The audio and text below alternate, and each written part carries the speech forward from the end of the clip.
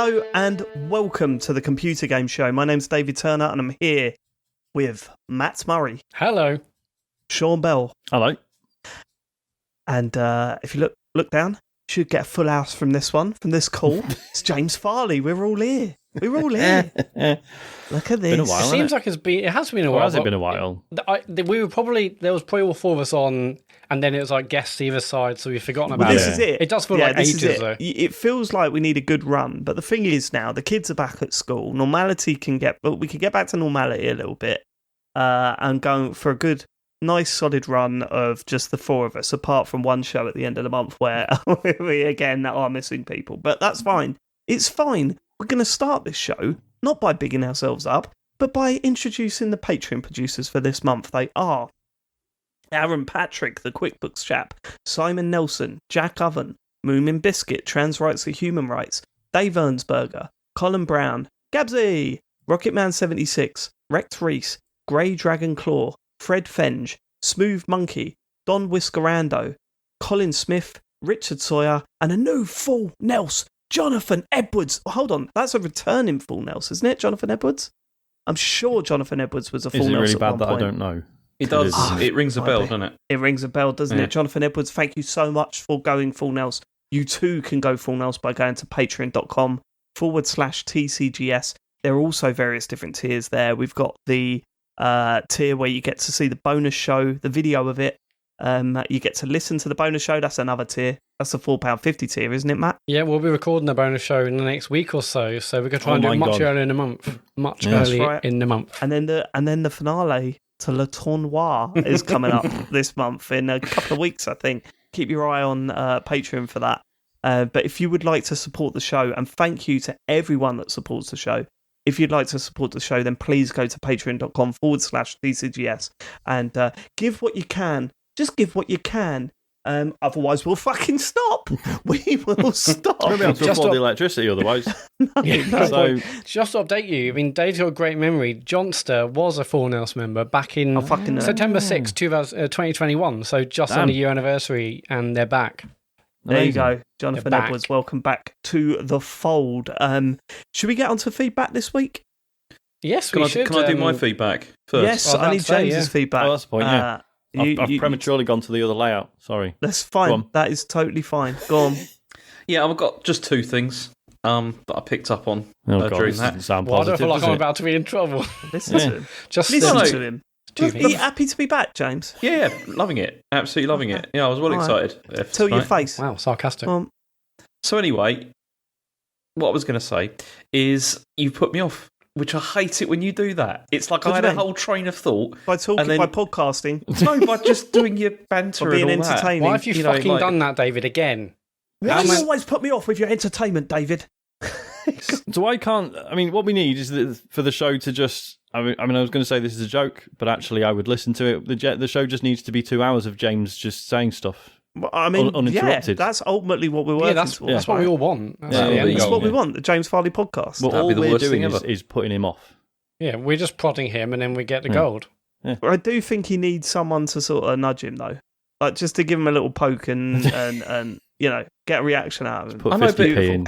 When I've got something like all worked up, ready to say, and I'm just about to deliver it, and then you just put me off, and it's really annoying. Yeah, well, here's the thing, though, James. You're on like a big, well-known podcast, mate. You've got to be able to roll with the punches. We can't just sit and wait for you to roll out your little speech that you've got written down. No, but it's not fair. Like, you just like... It is fair. It's part of the show. It's not... I don't do this to you all the time. All the time? Come on, let's just see. What have you got? What have you got from last week's show? So anyway, the first thing was about the alleged... Well, not alleged, the fictitious letter from one of my students about the T-pose thing. That's complete nonsense. I don't know why. So what happened then? Explain that photo. Yeah. That photo is something you found online, and then you just thought that looks like James, which it does, and then you just put it. You just kept on James putting it out all the time. It's your face and your head it's and your not body. Me. It's not me. How can you fake that? I wish don't get it was me, but it's not me. It's it looks my like face. you, James. It looks like you. It's literally your head. Okay, 100%. It looks like my face, but it's not me. Okay, all right. Why would I have a board in the background with maths on it? I don't teach maths. I don't know, James, substitute teacher? I mean, I don't work in education. Yeah. What I'm saying is, let's look at the facts. I mean, it looks like you. They're in a classroom. And you love T-pose. You love T-poses, and it's you. So, like, and it was emailed in from someone that said he was your student. Yeah. Why are you just persisting with this lie? It's ridiculous. We're in the pit. There's James is trying proof. to get. James is trying to muddy the waters here. Isn't he? He's coming in with his trying fake to confuse news the audience. What are you talking about? This is ridiculous. Okay, go on. But anyway, speaking about the news, like there was also the whole thing. Like, I mean, Sean, I said, I don't mind helping a bit. Like even though I wasn't on the show, I was just offering to be nice. I wasn't like trying to control it or anything. I'm just saying, like, if you would like me to send some stuff your way, I can do that. Why have you go at me? I don't get it. Wait, what did I say? I can't remember. You were just like, I mean, there was this whole thing where that insult meant nothing to him. Yeah, bounced off Sean. Didn't I just make a joke about like, James did say he'd help with this, but he didn't in the end. So. yeah. He's like, I can help you if you want. And we're like, yeah, sure. And then we're like, I guess James isn't going to do it then. I mean, it turns out you didn't need to because you did such a bloody good job. Oh, well, thanks. So it was fine. A little compliment at the end of it. Great save. James great save. Kill him with kindness. Good. All right. Okay. Well, great bit of feedback there, James. Thank you very much. What did the listeners think? Yes. Jim, hi lads. Please, can you stop doing visual gags on the pod? For the audio-only listeners, it's quite annoying, and it's happened most weeks since you started doing them on Twitch. From Jim. I don't know what to tell you, Jim. We're not going to fucking plan everything around what you want, mate. So I think we've been really good about that as well. Like, we're trying to be really conscious because this was something we were like super conscious of. Because this was like the reason I was apprehensive about doing this on Twitch like a while ago when we first talked about it. So I feel like we've been very careful not to be like, oh, you'll have to watch on Twitch to get that. I feel like I've been harsh on Jim there, right?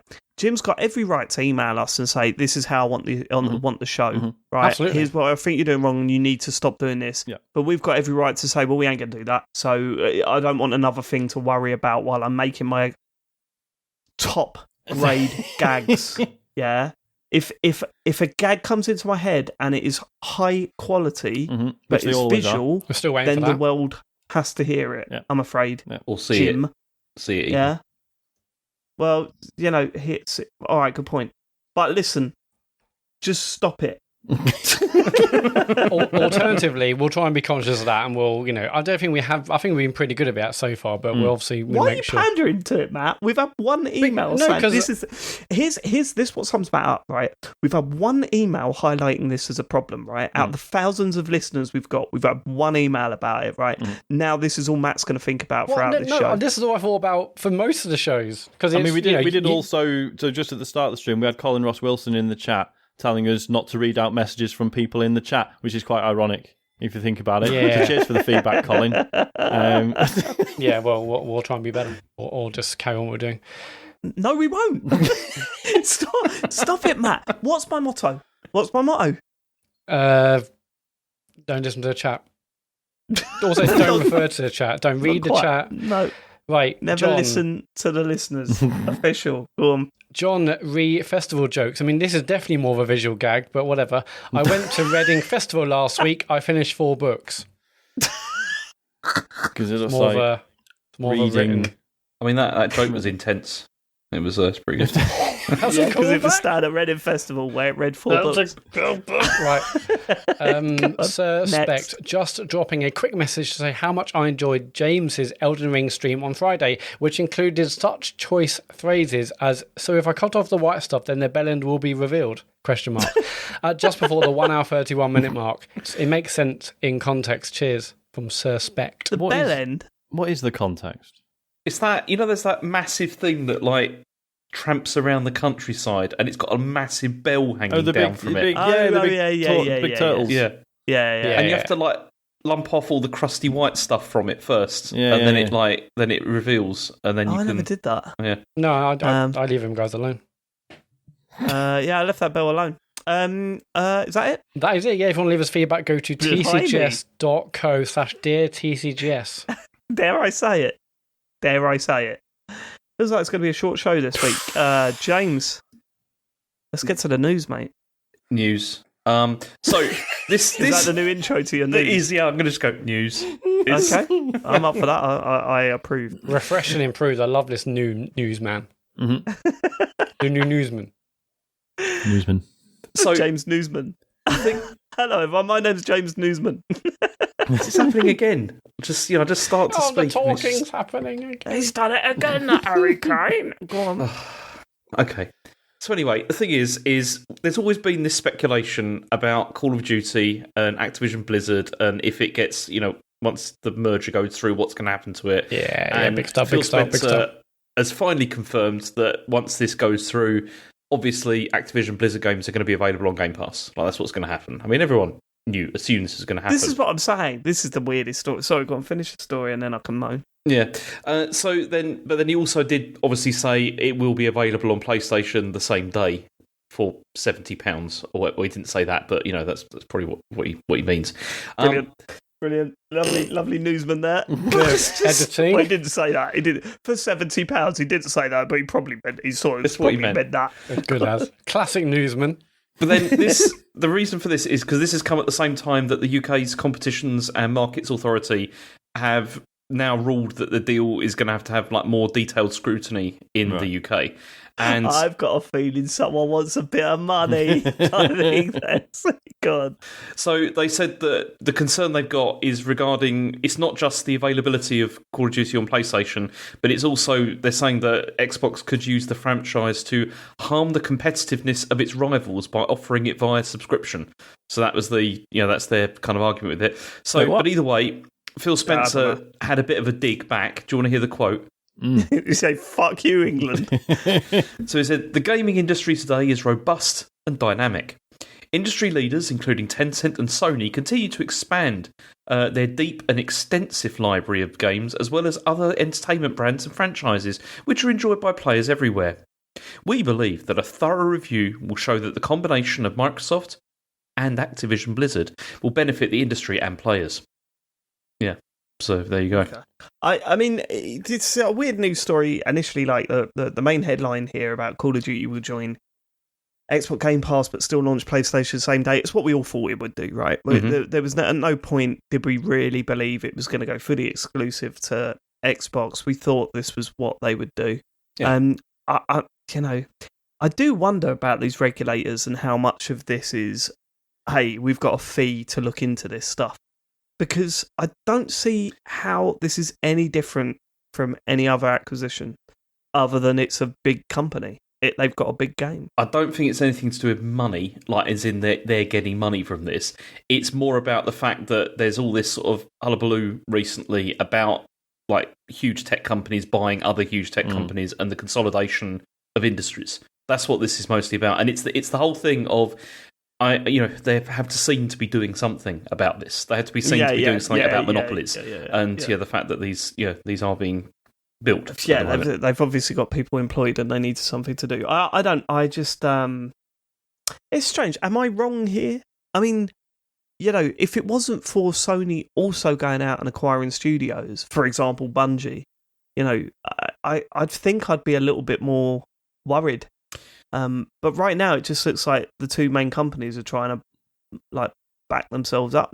Put some more weight behind their offering. I don't buy this whole thing of them saying because they're going to put it on the subscription service, that's not fair or whatever like that. It's like, well, if that's the case, Sony can do the same thing. Yeah, something to stop Sony doing a subscription. Well, they have. They are not going to do that. Yeah, I mean, but that's their choice. Put it this way: if they wanted to compete.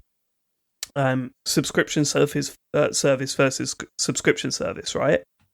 If they just released all their first-party games on that service the same way Microsoft does, there's no contest. Like, the exclusives that Sony have are unbelievable. Yeah. They would absolutely rake in the subscribers.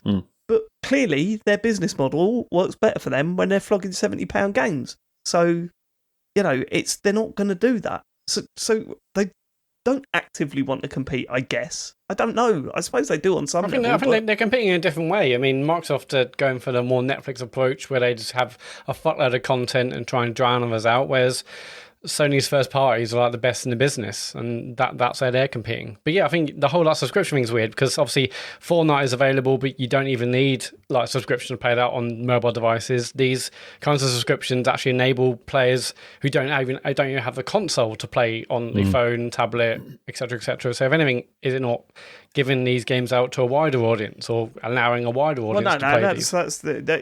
But that's not what they're talking about, are they? They're talking about the ones that are exclusively available on, say, for example, Call of Duty is an excellent example. Is it a problem for one console to offer it for £100 a year plus, as part of their subscription, while the other one can only sell it as a £70 game? I sort of, but also... It's happening now with all sorts of small games. I mean, like, games are on PlayStation Plus Premium or buy on Xbox and vice versa. There's do I want to buy this game on PlayStation for £20 or I'll play on Game Pass for free in inverted commas.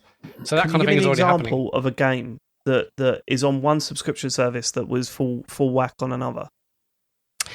No, but I'm very sure that... I mean, I guess, look at any indies where they come to Game Pass or you can play, the money on Switch. There's loads of ones like that, aren't there? Like the Outer Worlds did that, didn't it, when it launched? But I suppose the difference is that now Sony have sort of pushed up this sort of standard pricing for their full-price games. The difference between the two just seems a lot bigger. Is it just me? But now we're looking at £70 for a new game.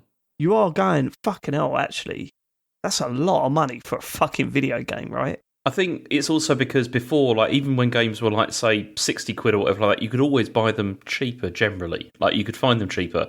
Whereas you can't, I've not been able to do that with PS5 you're looking at games. £65. Yeah, you can still find them cheaper on a shop too or whatever, but no one's. I mean, if you want physically, cheaper. You're not spending £70 really getting them physically. If you want to get them on store, yes, it will be the full whack, but games are bought on PlayStation on other external, retail stores. It's never £70. Yeah, but what we're saying is that it's not 60 or 50 either. You're still you're looking at £65. No, it just feels worse because at the same time PlayStation have gone actually at 70 is when how on Game Pass is it, it's the goal feels even bigger.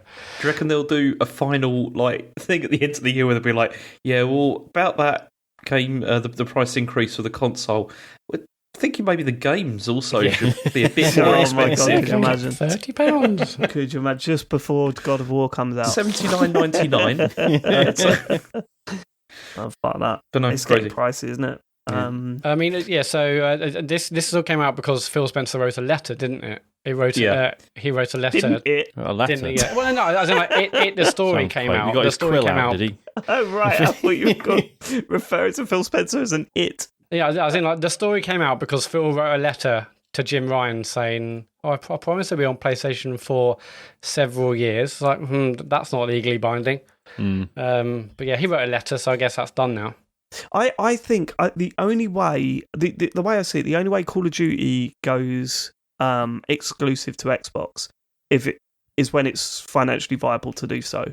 And I don't think that it'll be ridiculous for anyone to do that. Look at all the money it's going to make on PlayStation. It makes absolutely no sense for them to do that. No way. I can't see it. It'd be interesting though. I want to see that box. They killed it entirely. I want to see that box once they've acquired that company.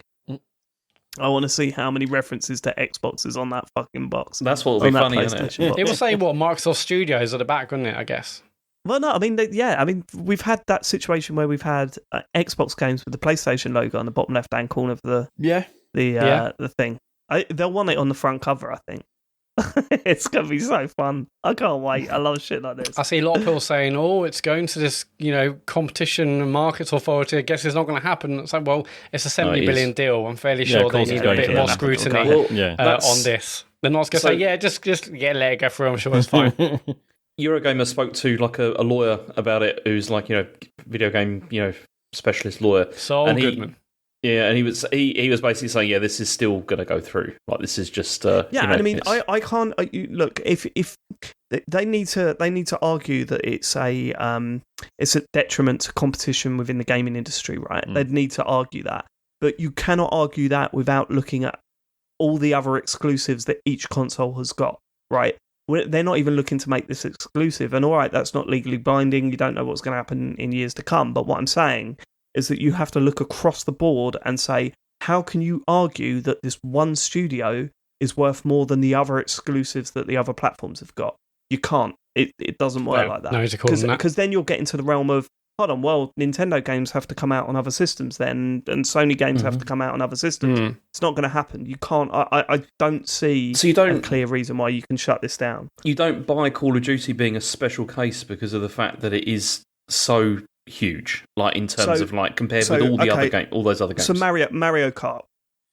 But it's still, but Mario Kart doesn't make anywhere near as much as like Call of Duty does.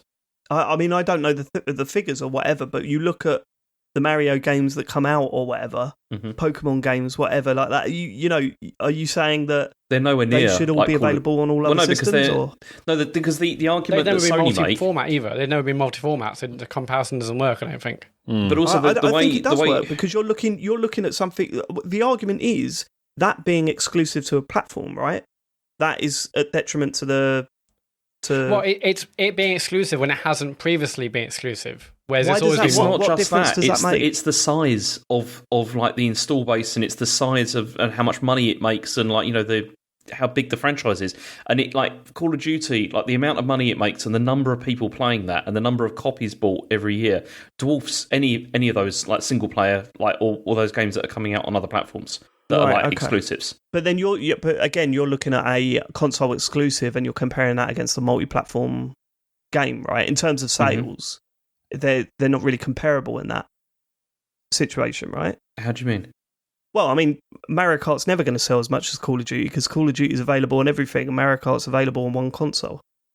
I know, so that's the point they're trying to make, is that they're saying there shouldn't be exclusivity for something like Call of Duty, even though now they're saying obviously there isn't going to be, because it's still going to be available on other platforms. Why Call of Duty and not other games? That's what I'm saying. That's why I don't think this argument holds. No, I agree with you. I'm just saying that the argument that Sony make is that Call of Duty is so big that it's a completely different. It's a different proposition, basically, than other games. I mean, I don't know. What I would love is this, I don't know, went to court. Something happened whereby we get a repeat of what the Fortnite Apple thing was. We get loads of amazing kind of behind the scenes emails and like messages. Yeah. I would love to see that this where maybe like, well, let's see exactly how much it costs to develop these Sony titles, or their emails about, no, we're not going to do this, or let's not release it on PC. I would love to see that stuff. Probably not going to happen with this, but I would love it if we got another kind of behind the scenes. I'd love that.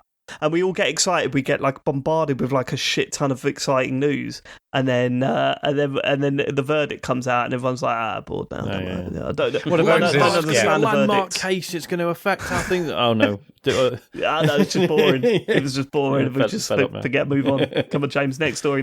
Okay, next story is that there's been some info has come out about Halo Infinite Season 3, which has now been delayed to March 2023. And they've also announced that split screen co-op has been canned. Like they've got rid of it. See, this is why some authorities should step in. Not because it's like a monopoly in terms of exclusivity or whatever, but because Microsoft now have a track record of releasing something that, oh my God, how did they bring that out to that much praise after what happened in that development? And then to go and fuck it. Oh, it's so annoying. It is. Fuck it. Yeah. Like before, I'm like, kept saying, oh, hey, everyone, you know, Halo Infinite is excellent. You know, don't forget it is excellent. I know we've had some Battle Pass issues and haven't had enough maps, really. But now I've just gone the other side. I'm just like angry about the whole thing. Like, people forget it is an excellent game, but they fucked it so completely badly. I mean, obviously, first Forge mode and co-op being like delayed or not coming at launch, that's annoying. And now, you know, we've had like co-op cancelled. I think like they've also delayed like the next kind of season or two.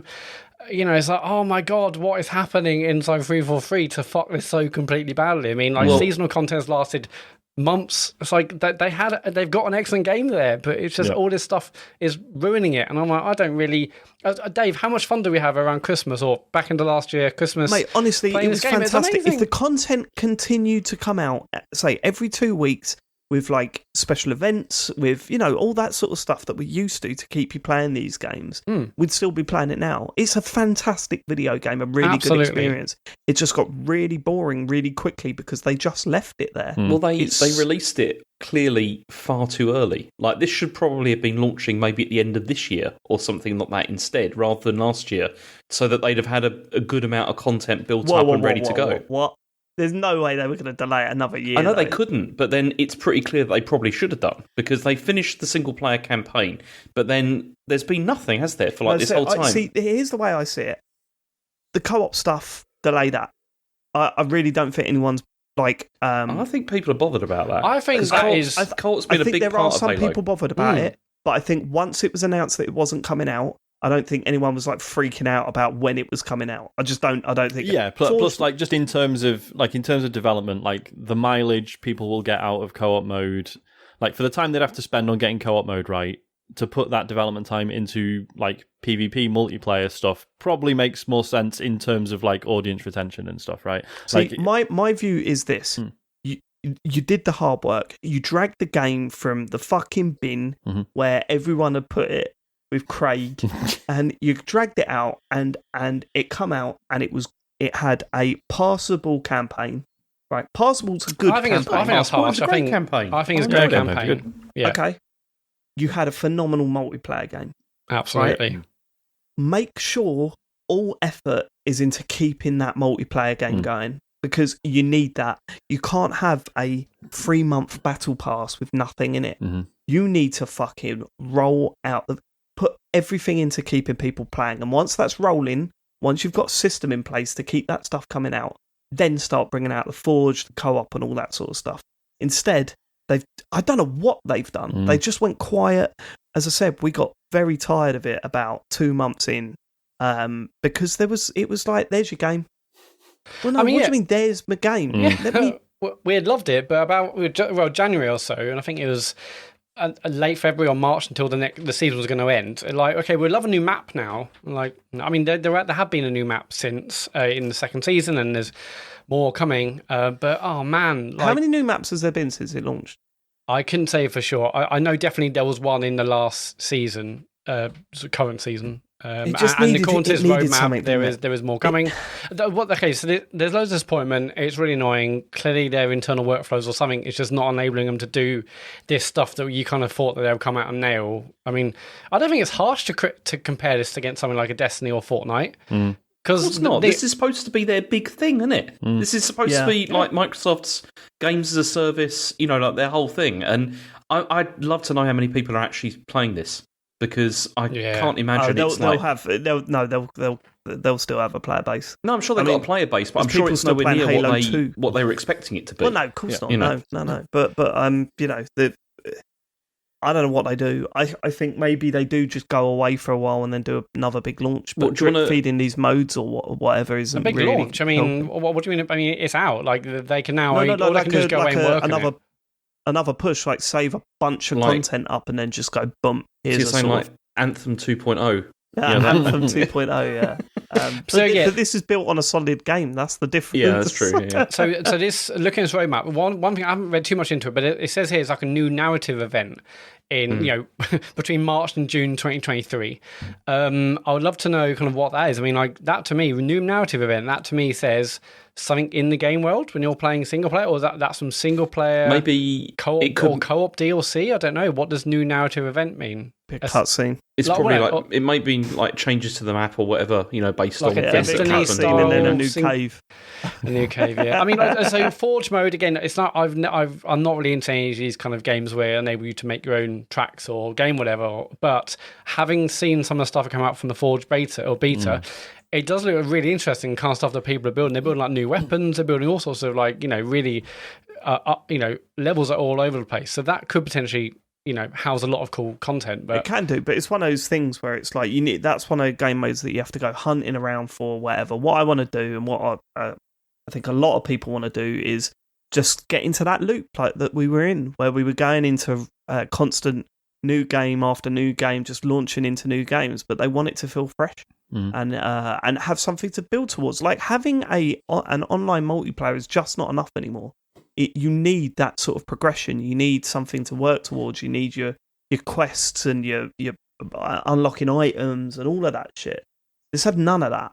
And the thing is it's like now there is so much competition for that as well. Like in the first-person shooter space that has all that progression, particularly stuff like Destiny 2 and stuff like that. Destiny, Apex, Fortnite, you know. And they did kind of... I mean, I know they obviously didn't because everyone's working really hard on this and everything, but it's just like... It feels kind of half-assed, you know, like the way they sort of just put it out and then there's not enough there, you know, like over this time, which is a shame. Honestly, I just hope... You can only hope that it's going to turn it around because there is a good game in there. It just needs the love that it deserves. Yeah. I hope they fix it because more people deserve to play because it's bloody brilliant. Mm-hmm.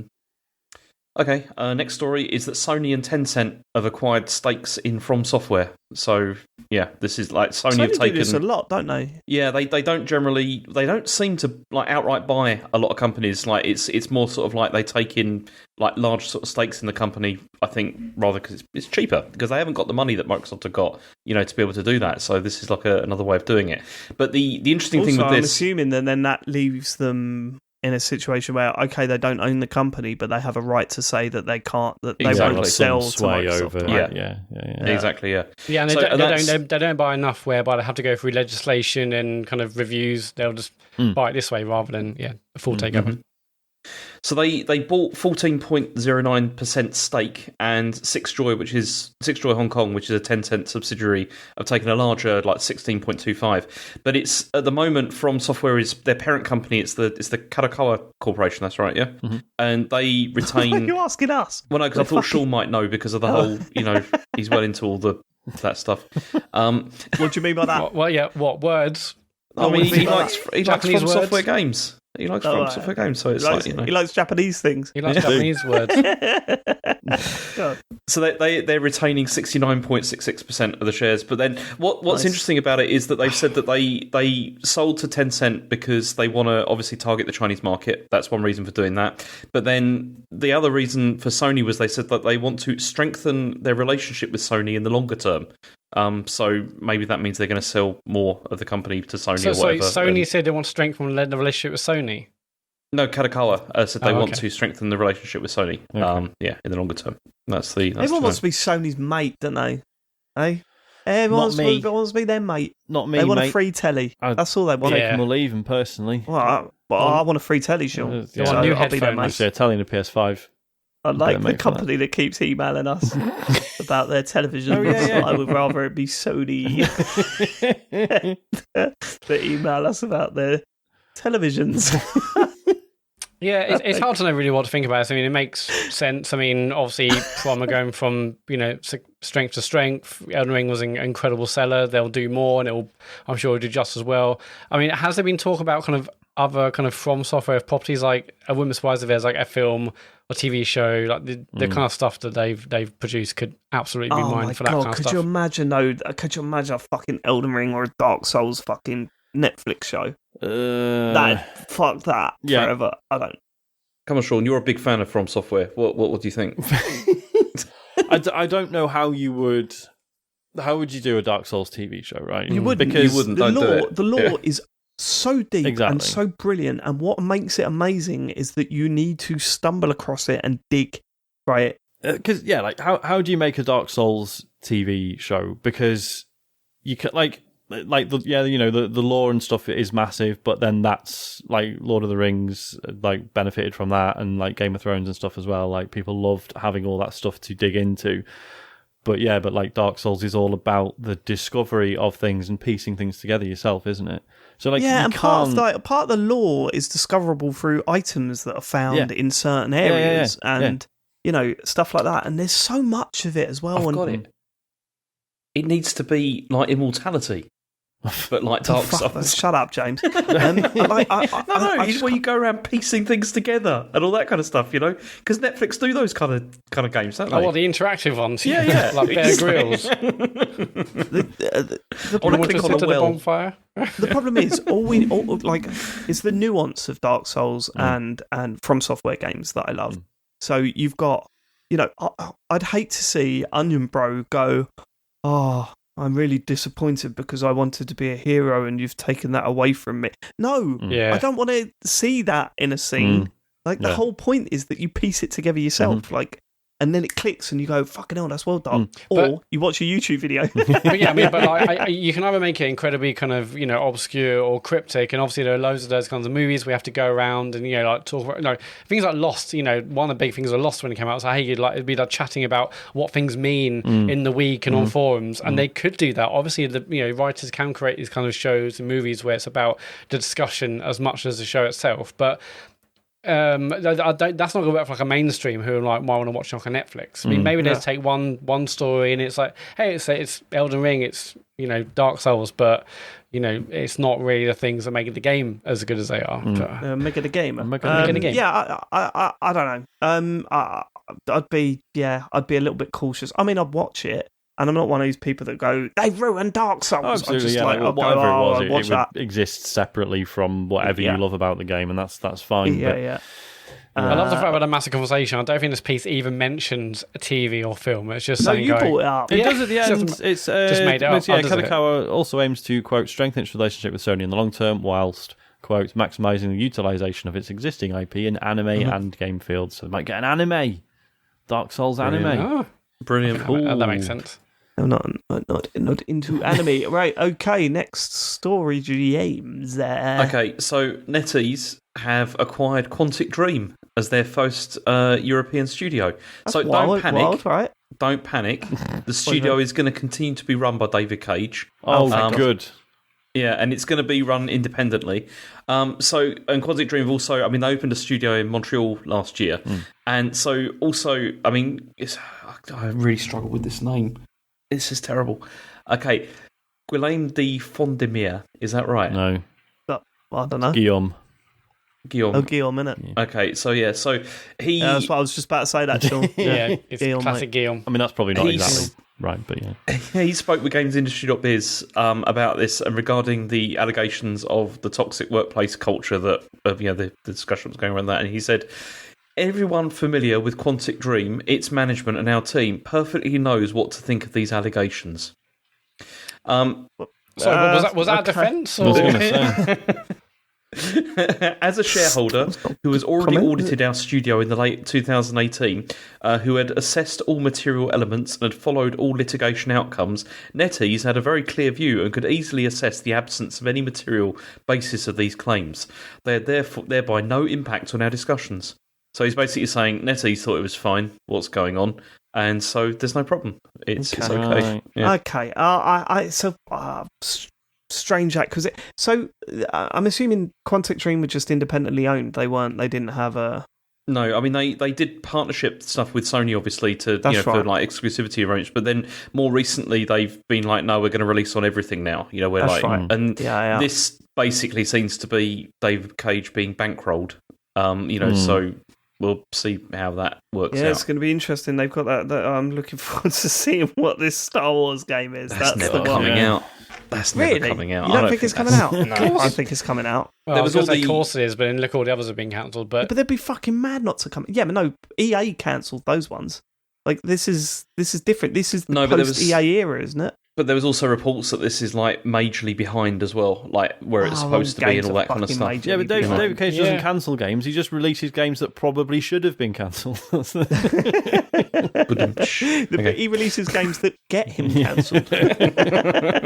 It's funny that game that got announced at Gamescom, Under the Waves, and it's like.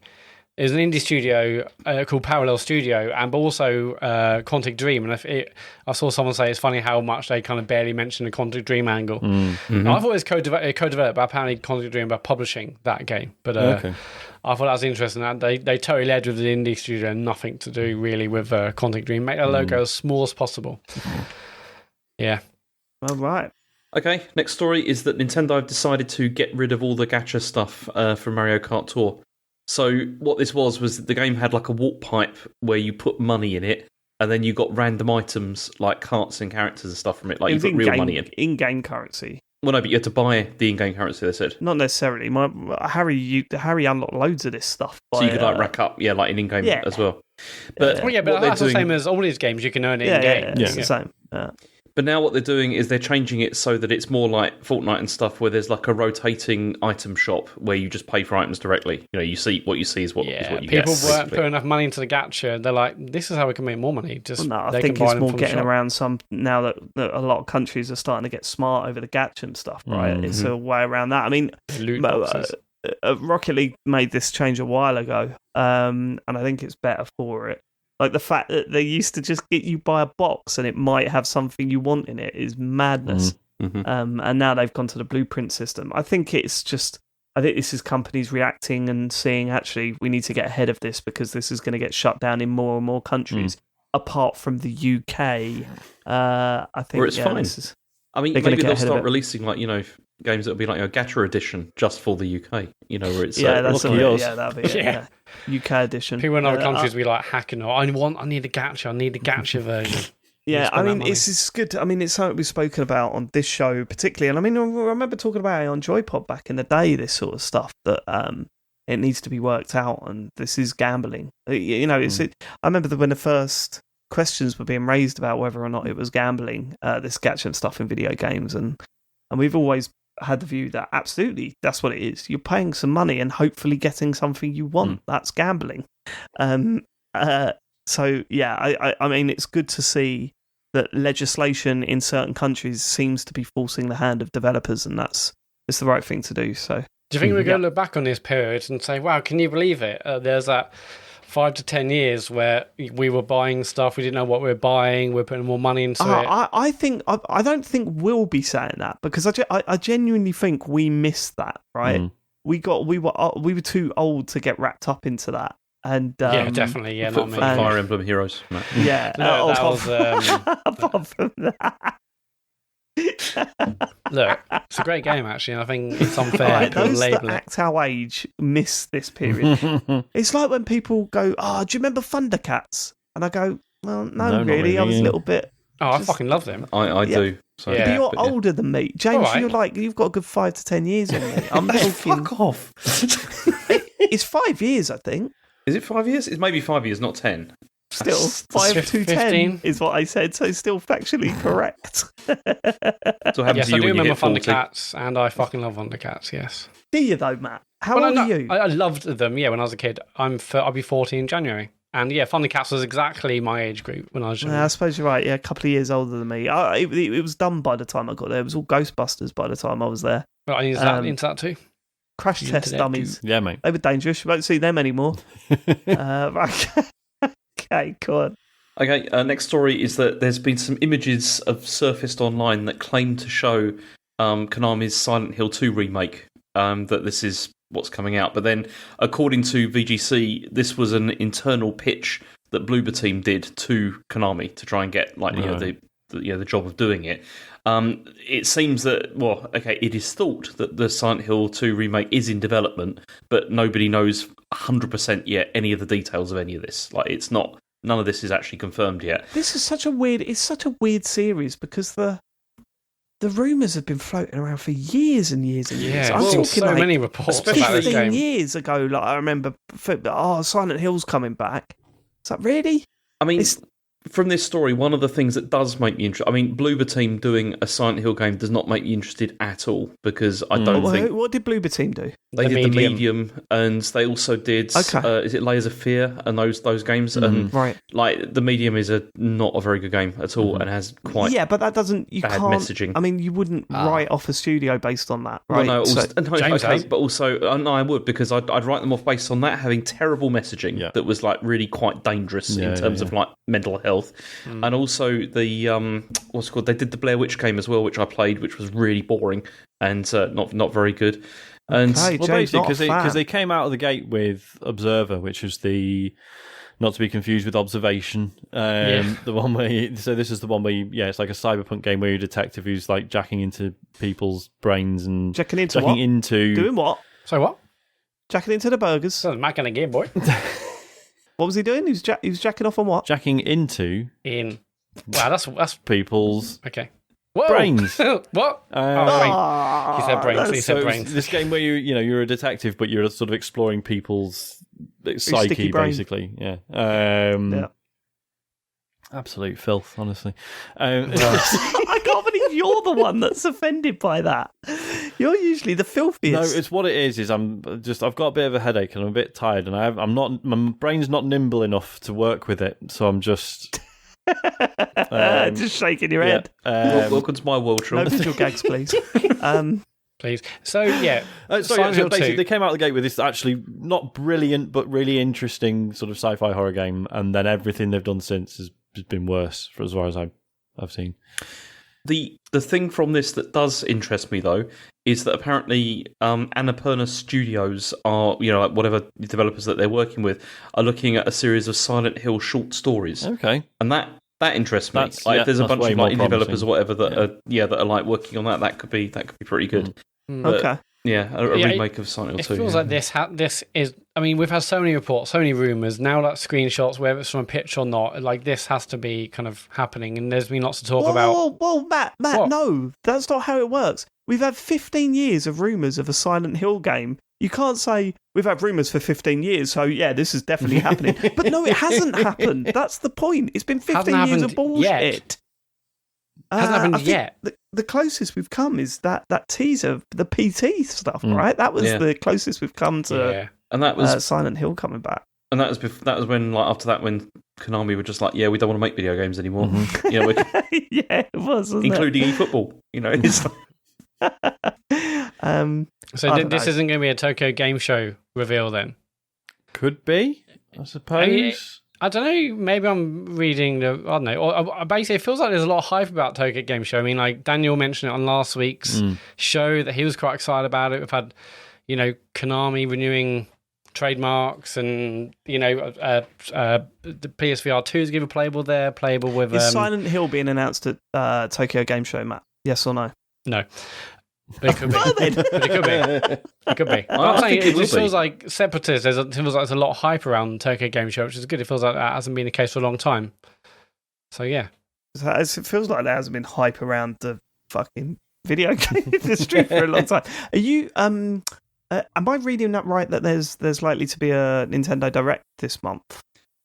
That's been the rumour, but there is every September. Every month. Okay. Well, yeah, and also September's like the big one. That's what they generally would do. But I can't wait to see what they've got to show us. You know what it's going to be? It's going to be a deep dive into Splatoon 3. That's out Friday. Exactly. Yeah. They always do that. Even if it's out, they do that. No. They've got. I mean, I'm fascinated to see what they're going to show us next. It feels like we need.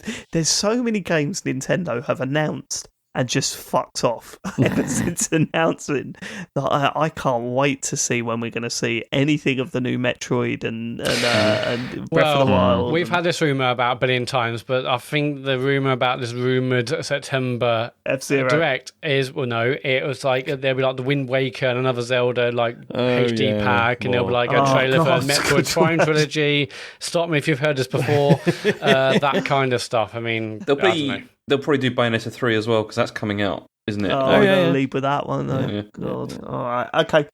Is that it for the news? No, I got one last story. Go on. Okay. So the Facebook gaming apps are shutting down in October. Oh, no. Fuck. 28th October. They're shutting this down. Facebook gaming app? Listen, guys, can we just have a bit of a break? Because I need to go and tell my wife about this. Yeah. Maybe give my mum a ring as well. I mean, do you want to hear what Facebook got to say about this? Please. They said, Go on, then. we want to extend our heartfelt thanks to all of you for everything that you've done to build a thriving community for gamers and fans. It's so thriving, we're killing it. Hold on, whoa. Before you continue, Facebook gaming app, is that like the Twitch competitor? Yes. Right, okay, gotcha. They had a separate app for that. Mm-hmm. Yes, they did. Yeah, okay. I mean, like a separate Android and iOS app, just like you would do for Twitch. I mean, all right. This was truly a community-led effort to bring new gaming features to Facebook. Despite this news, our mission to connect players, fans, and creators with the games they love hasn't changed. And you'll still be able to find your games, streamers, and groups when you visit gaming in the Facebook app. So so they're just rolling it into one app. Yeah. I mean, obviously, they're probably like, why are we possibly like having to dedicate development time and people or stuff to doing this when we just bang it into the regular one? So it kind of makes sense, but I think I'm coming on to. I'm nearly at 2 years off of Facebook, I think. Oh, yeah. It's nice. Mm-hmm. It is nice. Your life is better. Twitter next. Twitter next. The thing about this, though, is like, what happened to all those people that moved there from Mixer? I don't know. They all left, didn't they? Yeah, they had their 2 years, and then they went back to Twitch. They left soon after, didn't they? Yeah. Okay, that it for the news, James. It kind of is, but then I've got one other bit of news as well. You've got a piss bit of news. Yeah, that sounded like you said you've got a piss bit of news. Bit of news. We can't use that as the episode title, can we? Piss bit of news. Oh, just Newsman. Piss Newsman. Yeah. Let's go. I mean, it seems that a prominent podcaster has returned to a troubling addiction. Recently. Go on. I mean, we've received some I've seen some screenshots of some activity, which has really Have you put a camera in my bedroom, James? What's going on? Why do I think it's probably something to do with me somehow? Go on. I think it might have that. I know what you're about to say, I think. Oh, go on. I think it's something to do with Microsoft reward points because I was getting achievements. I was getting achievements off Immortal, I think. Yeah. No. That's not it. That's not it, Matt, because this is a bit of a what they call it? Intervention? Intervention. Because if you were just receiving achievements that help you in your Microsoft reward point, that's fine. You know, you can do that. You can't really control that. But if you look on your Xbox profile, it says the last app you were in was the Microsoft Rewards Points app. Yeah. So you were actively going onto that app to get your reward points back. Yeah, but so you do an achievement playing Immortal, and then I went in there to see if anything else I could press a button on. I'm not into it. Trust me, I'm not into it because I was. If I was into it, I would have just already spent 40 quid on Sounds like the sort of thing that someone who was really into it would say. Matt, we're bringing this up because we love you. No. This is right? I got achievements and I pressed the button. Trust me, this is nothing like I'm into it. If I was into it, I would have bought 4 games. I would have spent 30 quid in the store. You sound a bit hysterical. You really sounding like you're in trouble here, Matt. No, I just have to explain it because you think you've got one over me. When trust me, I'm not into it. We're worried. We're concerned, Matt. No, we don't think you've got one over on you. We're worried about you. Well, you said you hated it. I got an achievement and I went into the app. How does that make me properly? Nothing like I was into it before. Why have you got the app? Well, can you uninstall it? I don't know. Just for I didn't uninstall it. It's just there on the thing because I'm not into it like I was. Matt, come on, man. I don't know what you're trying to get me on here. How many challenges have you done? I'm not trying to get you. We're worried about you. You were saying about how stupid it was last time you did it. I mean, it was stupid the way I did it before. But if I get achievements, and I press you've got it under control now. So if you just go into the app, you've got. Yeah, because I'm not spending loads of money. I'm not, you can stop at any time, right? Well, it's less about me stopping. It's just there, and I'm pressing a button. It's not like I'm not into it in a mindset like I was before. Listen to yourself, Matt. Listen to yourself. Can I ask one thing? Just listen back to this bit of the podcast because you do. It sounds bad, but all I can say is doing was going into the app and pressing the button. So I don't know what the problem is. All I can say is I'm very much not into it in the way I would normally be. That's all I can say. But you're still going into the app. If I get an achievement, I'll go into the app. Yeah. So what you're saying is, I'm not playing shitty Game Pass games to get or doing 3 Bing searches a day, or Sorry? whatever. I'm not doing. I'm not. No one mentioned Bing searches. Well, no, but I'm telling you the things. If you're really into it, that's what I would do. I would change my search engine to Bing. Done your 3 daily Bings. I'm not doing that. Love a daily Bing. Sean, where do you sit on this at the moment? I clearly it's something we need to keep an eye on. It is, right? No, I can tell you, it's not a problem. I'm fine. I'm hoping that this little chat has put him off. Yeah, and it's not going to change me not doing it. I'm just get a female go in. But the whole point I don't think you realise what it's like to be properly into it. And where this is I get an achievement, I press a button and I leave the app. Honestly, I'm not I guess I'm not like downloading like games I don't have any intention of playing to like get the first achievement or to play for 10 minutes or to do the Bing searches. Or I don't know if I want to drop it. Or buying. I don't know if I want to drop it. Like spending like a certain amount in the store, which I was doing. I mean, we should probably drop it. Sorry? You were doing what? Like buying, if you spend like 20 quid in the store, you get like 10,000 bonus points, that kind of stuff. I'm not doing that anymore. So you're buying stuff to get points to get free stuff. You should see my, I don't know what it's called officially, but like the Microsoft Movies collection I've got. Oh, right. Okay, guys, right. And I'm being serious here. I'm being serious here, right? So Matt didn't tell us any of this stuff last time he went down this rabbit hole and he was properly addicted to it, right? He never admitted to any of this. I think I did. So what's he not admitting to now? That's the question, I think I did tell you that. The Bing searches we knew about. We knew about the Bing searches. Yeah. We knew about the Bing searches. We didn't know he was buying movies from the Microsoft Store to get bonus points. Yeah, obviously, so changing my search engine to Bing, although that was a mistake thing in the end, so it's a joke.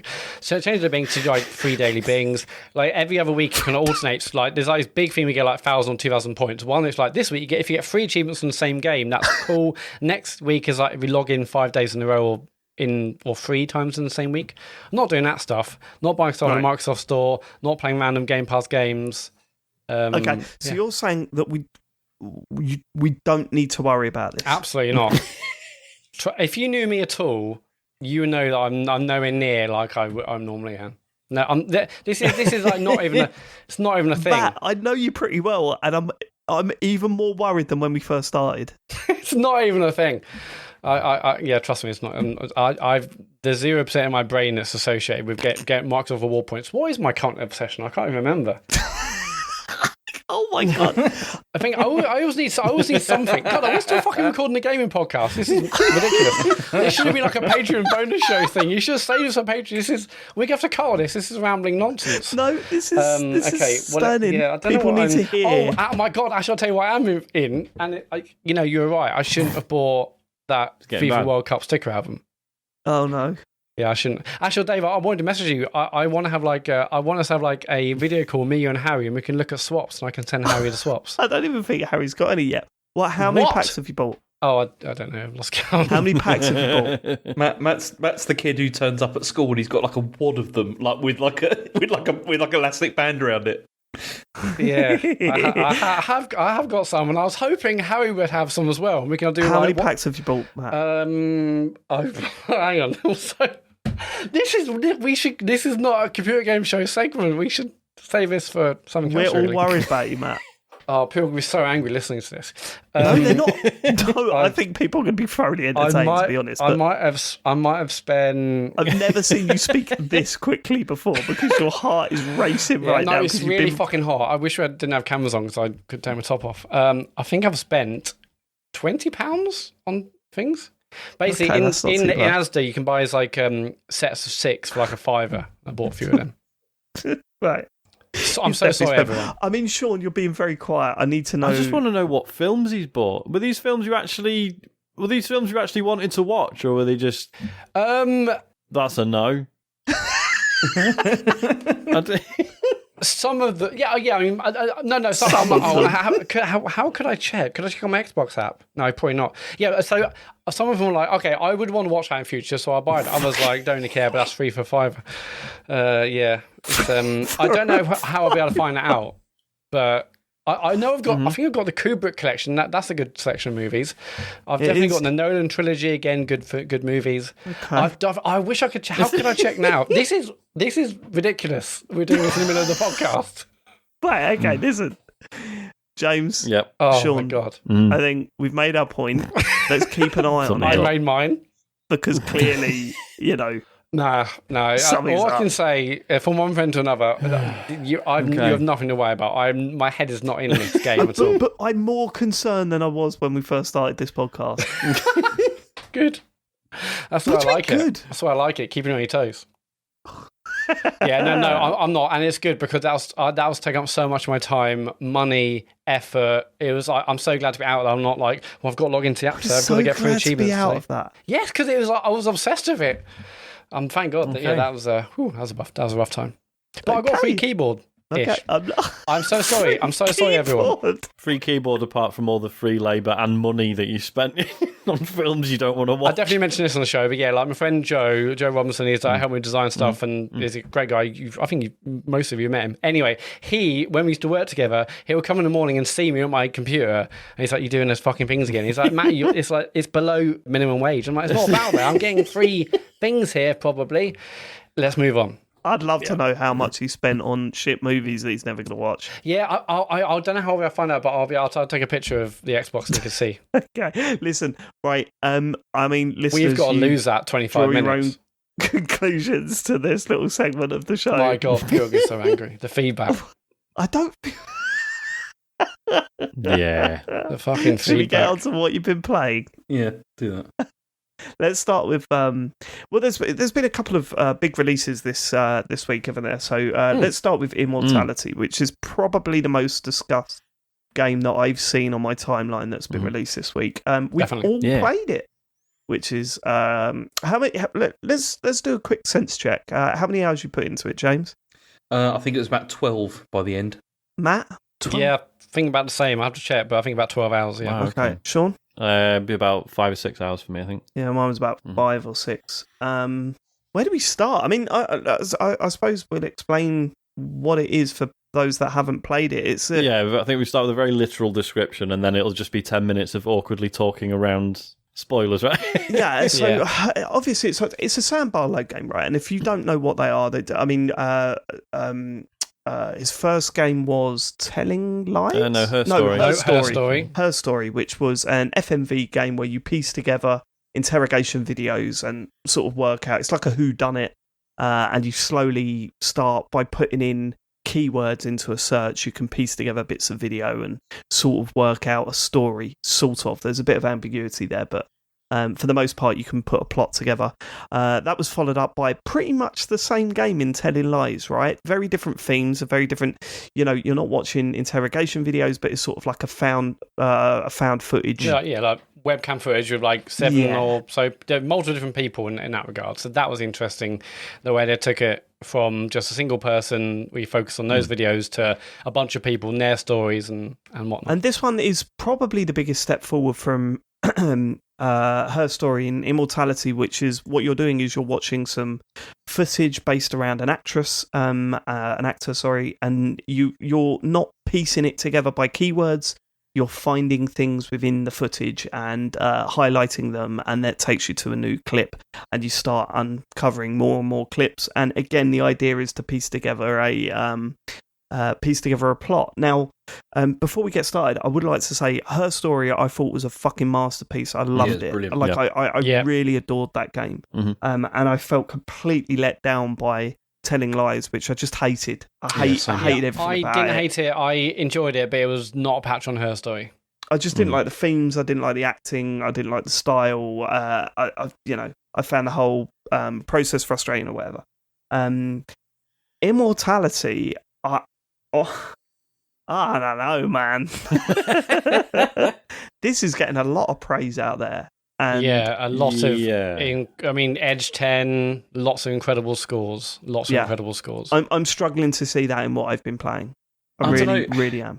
See, I've been thinking about this a lot because I've got a mess of feelings over this game and how I feel about it, because there's aspects of this. I really like the concept, and the acting, I feel, which is the core of this, is a real step up from what's come before. It's very good. That's important to say. The performances in this game are such a cut above from the previous two games. I think they're utterly fantastic. And the commitment, because what you're doing is you're analysing 3 films that this woman starred in, and they're from different not different time periods, but one's from like the 70s, and then it goes all the way up to like 1999. Yeah, and the commitment to recreating those film styles, like costumes and everything, is really brilliantly done. Yeah, everything's done well apart from the age of the actor. You know what I mean? But there might be reasons for that. And that stuff's great. And then also the other thing that's really great about it is because there's lots of scenes that you go through which are like sort of rehearsal scenes as well for films and that sort of thing. And that's brilliant as well, because you get to see sort of very different ways in which actors are sort of treated as well, like during these different time periods, and that's really interesting totally. as well. Yeah, you get to see that. You also get to see them off of outside of work, exactly, which brings a whole new meaning to what they're like on set, right? Mm-hmm. It gives you a new perspective to what they're like on set and the relationships there when they're playing out during filming and stuff. Yeah, and there is whatever you think of this, there is a very clear love of filmmaking, right? Yes, like you say, the sort of the knowledge of like say all those processes and those steps that go towards making a film. Like half of what you see is like actual clips from the films, but then even then there might be like weird bits where like, oh, you see how like a primitive special effect was set up or something, like yeah and it's all those little things. It's like clearly there's a real love of cinema here. And even just the visual style as well, like between the time periods, is just so well captured. Like that's something which is fantastic in this. It is, and the more you play, the more you start to work out that these films weren't successful, and in fact, actually, I think it tells you right off the bat, doesn't it? That basically none of them came out. None of them came out, and the mystery comes in. There's also a long period where one of the actors disappears for a long time, and there's a little bit of mystery building around these clips. And I would say the first 2 hours that I put into this game, I was like, I'm in. I'm into the mystery. I'm starting to piece things together. I'm excited. Then I discovered a certain mechanic which we won't go into. Yeah, well, we're going to have no spoilers in this. So we'll talk around it. But I discovered the thing that the game does, and I thought, here's my bit. Here's the first problem that I had with the game. My brain went, oh my god, this changes everything. This is so exciting. It really creeps me out. Yeah. It's really puts you on edge and make laser focus into the screen on what's going on and stuff. And you're like, the possibilities are endless now. Like I can't imagine what else this game is doing that I don't know about. And then about half an hour later, I went, oh no, it doesn't do anything new. This is just this every time, and and actually, it's getting a bit annoying. See, that was the thing, because see, when I first experienced that as well, I was sitting there playing in the dark, had the headphones on, all that kind of thing, and I kind of jumped out my skin at things that were going on. It was, and it really was like chilling, the whole sort of thing. That's so interesting, because I think I messaged you, James, earlier saying I've seen some people talk about jump scares or this or that, or lots of people saying, oh, I've gone to bed and I, scared or freaked out. I had zero of that. I'm like, have I not seen these bits which are like freaking people out and creeping them out? I had none of that. I had zero. I think we can say, without spoiling, the phrase is basically there is like alternative footage, right, that you can find your way to. Yes. And it's the way. I'm bad with scary games. There were a few bits in this that did creep me out, but I was basically all right. So if you've heard that this is a horror game and that's put you off, then don't let that stop you playing it. But it's the way that it will, it might replace like a certain element in a scene or whatever in a way that's like initially sort of like, oh, what the fuck. But it very effectively, at least initially, creates that feeling of dread. At least it did for me, anyway. You're watching it, and you get that. Though, Matt, that maybe you would have had those feelings towards those bits if we didn't have to tell you what to fucking do to get to them, because you were about 2 hours in and going, I don't know what anyone's talking about. Well, have you done this? Well, no, I noticed some of it, but but have you actually done this thing? Oh, right. Okay. I would have worked it out. I mean, you said, here's what you do. I wasn't like, please tell me what you do. And you're like, here's what you do. Okay, I guess that's what you do. And then the problem is exactly as you said, Dave, is that it's like you do it and then it becomes quite repetitive. It's the only thing you do. It's the only thing you do from then on. Every time, there's not a new trick for every thing. And what I found is that some of the lost footage, we're totally talking around this, but some of the alternative footage is repeated in various different clips. So I was kind of like, oh, for fuck. Like, what? Don't put it, just put it in certain ones. And once you pick up on the audio cues and the visual and the rumbling and stuff like that, you're kind of like, well, I mean, it's just now I'm just skimming through things just to find those to try and get to the next bit. Yeah, and then as you say, half the time it might be a bit of alternative footage that you've already seen like 4 times. Yeah, and I understand because obviously there's so much footage in the game, and you can finish it without having seen a lot of it. So I guess they were trying to just widen the net, right? Like if there's certain bits of the alternative footage that you need to see, it's like, well, let's put it in like 10 different places just to improve the odds of people finding it, which I get. But as you say, it looks like it's happened to both of us, whereas you're having that experience of like, oh, I think I found one, and then it's the one that you've already seen several times. Yeah, like, one of them I saw like so much, I'm like, okay, I could see the first frame, I'm like, okay, I know, yeah, I'm out. The Great War. Yeah, that's the one. Over and over, baby. Yeah. Oh, this one again. Here's the thing, right? I think so. That's a bit of a disappointment. But for me, the most disappointing thing of all, because I can handle that. I can handle the repeated footage. I can handle like the gimmick, if you want to call it that, being repeated over and over again. What I don't like is the fact that, well, there's 2 things. Firstly, one of the things that I loved about her story was how much of a detective you felt. Yes, right? And that is writing things down, keywords, trying to piece things together, noticing, listening to every single word a character said, because there might be a hint of a key word that you could put in and then go down a whole new wormhole, right? Like that was the beauty of that game. With this, the clicking on things in the scene stuff becomes ridiculous for a number of reasons. The first being, it seems that you can click on the same face a couple of times and it will take you to completely different clips. Yeah, it's completely random. It is random. Yeah, it's I don't completely think it is random. What I think it is that it's guided. It's guided. It's random. No, I do think it's that. I think it's you've clicked on this face a number of times, and because of that, we're going to take you to a new scene. I think it's it seems random, but I think it's guided, right? Because they need to work out when you're developing a game like this, you need to work out progression. What you want to avoid is for a player to go in a loop over and over again. So you need to get to a point where you've clicked an apple 6 times. Next time you click an apple, it'll take you to a scene that you haven't seen before, right?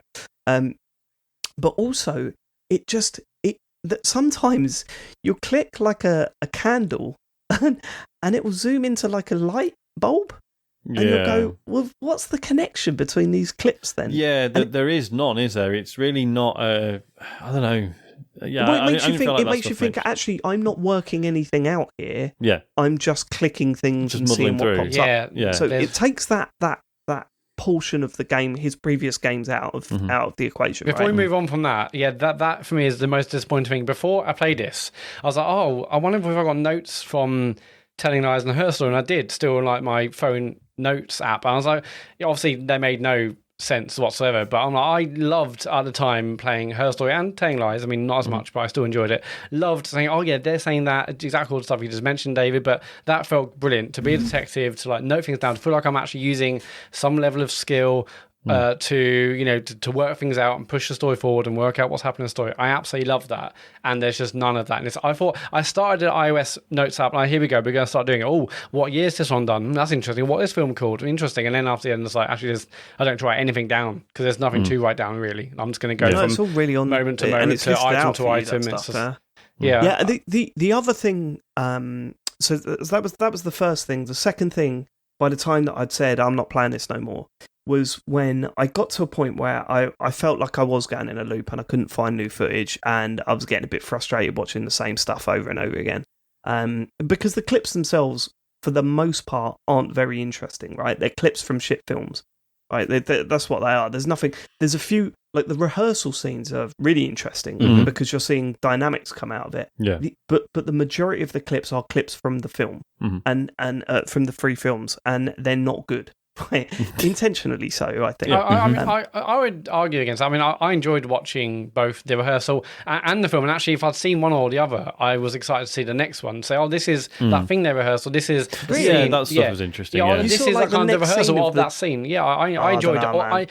I enjoyed all of these. That was, I don't think it's as good as some people have said and some reviews, but there were some bits which I think are excellent, and I absolutely loved watching the movies. I loved all the actors. I thought the acting was great. Loved watching the movies? Yeah, I thought it was really so tedious. No, I thought it was all really interesting. It was less about that, because I enjoyed that stuff, as more just seemingly random, click on this, go. Like, I loved watching the movies. I think I didn't enjoy watching the movies as such. I did enjoy, like, obviously there's, for each movie, that like there's thematic stuff that resonates with like the overall plot, right? And that is important, and that is woven in very well. But but I think, like Dave says, I don't think the films are supposed to be great in their own right. But then I got to the point where I'd pieced together a story, right? Mm-hmm. And I'd seen some big events. And this is post credits, right? So I'd gone past the credits, where when I got to the credits, I was like, I'd seen what happened, but I don't really know why or how. Mm-hmm. Okay. Mm-hmm. So then I watched some stuff after the credits, and I went, okay, I think I know why or how. I don't really like it, but I think that's what they're going for. And I thought, but I must be missing something, because all the reviews that I read were talking about the moment where it clicks and where you understand and all this sort of stuff. And then I went and thought, well, I'm not going to play this anymore because I can't be bothered. I'm going to go and read the plot. I find it. No, it was what I'd kind of worked out. But it wasn't interesting. It wasn't really, like, specific. It was a little bit wishy-washy and sort of like, because there is that light bulb moment. But then, as you say, you're just like, right, okay, so that's one sort of major thing I've now worked out, but actually, overall, I still don't really get it. But you see, there's still this more is work also to be done. It's not just like, oh, fuck that, that's it, and then it all makes sense in your head. Like, it doesn't, there's still quite a lot of digging to do. But that's what kills me, right? Because that's what her story did so well. Yeah. Like, with her story, you were like, and there's ambiguity around her story, right? There's a big question as to whether it's two people or one person. You know, there's a lot of stuff around that with her story, which I know I sit one side of the argument, right? But I can see why people say the other side of the argument, right? I get it, but there is this happened. And this happened because of this and because of that. And when you piece it all together, that makes sense. That makes sense to me, and that's really interesting. Here, I didn't get that at all. I sat there and I just went, I kind of get, but then why is this? Why are they okay? And even if that is the thing, then who gives a shit then? Because like, it doesn't. Because for me, it's like, I think we're in a similar position where I think we've got a series of events in our heads, and that's, but there are still sort of significant pieces missing. But it sounds like I have to play like the same amount of time again. Like, I've got to put another 6 hours in of trawling through footage. That happened to me. And that is the thing that annoyed me actually about this to a degree, which is the way that you get the credits basically, which kind of indicates you've reached an endpoint, like you've triggered something, which is. Well, this is the thing, because I've got all this in my head, and I think I've pretty much worked it out, but for some reason I haven't triggered the credits yet. See, wow, you've not got to the credits. So so I've seen what I was like, oh right, shit, that's it, that's the thing that I've been working towards. That's wild. But still no credits. So there's still. Are you still going to play it, Sean? Are you done, or are you still playing it? I'm definitely going to put one more session in. Okay, and see if I can tie up some loose ends. But I mean, I'm not doing another 6 hours of it. No, I got to credits after 2.5 hours. That's really? What was nuts. Yeah. I mean, that's a weird one, isn't it? Like, is that a problem that you can sort of accidentally stumble your way into the? I think it was for me, because I did not know, because then you're not piecing together that, like, whoever's got to the credits, they are going to come out of this and just be like, what the fuck was that all about? Which again, which is just which again, her story worked because yes, it was ambiguous, but then it had a mechanic where, like, when the game thought you'd seen enough to piece it together, it would come up with a thing saying like. That's what cried me out. I was just about to say that. Yeah. When you get the achievement, it says, you now know what happened to such and such. Yeah, and I was like, do I? Yeah, I was like, I have not the faintest idea what's happened. Yeah, I got that. That's what I think this game does really badly, actually, is pointing you towards like an endpoint with, and I know that people will just say, oh, okay, you've seen the credits, you haven't really finished it, you need to go back and unlock every single like frame or more of the story. But then that just says to me that it needs to be better at sort of triggering holding that your endpoint. interest. It needs to hold your interest. Yeah, because I think I'm all for ambiguity and for things being somewhat unclear, but it's like to reach what feels like the end and be like, no, hang on, I'm still just missing really significant chunks of this. I absolutely love movies and games and TV and books, which is ambiguous. I'm so addicted to games. It's totally ambiguous. I bloody love those kind of movies where you would watch it and actually like, no, now you're spending another couple of hours reading stuff on Twitter or Reddit and stuff. I absolutely love that. Like, love nothing more really. But this is not that, because I don't feel like I've been given enough to really think, oh well, it could be this, could be that. I was the same. It took me maybe like 9 hours to get to credits. When I saw credits, they seemed to come up randomly. It's not like, oh, that's happened and now credits. I saw something ages before I saw credits, and now I'm like, okay, well, I feel like I don't really still don't really know what's happening. I'll play for another few hours after that, because I do actually want to collect more. There are a few scenes I really want to get, something B or this D, or I wanted to like fill in the gaps, because you see I don't think the UI is great at all. Maybe go as far as saying bad, but you can like flip between like different characters you've seen and also kind of different specific scenes.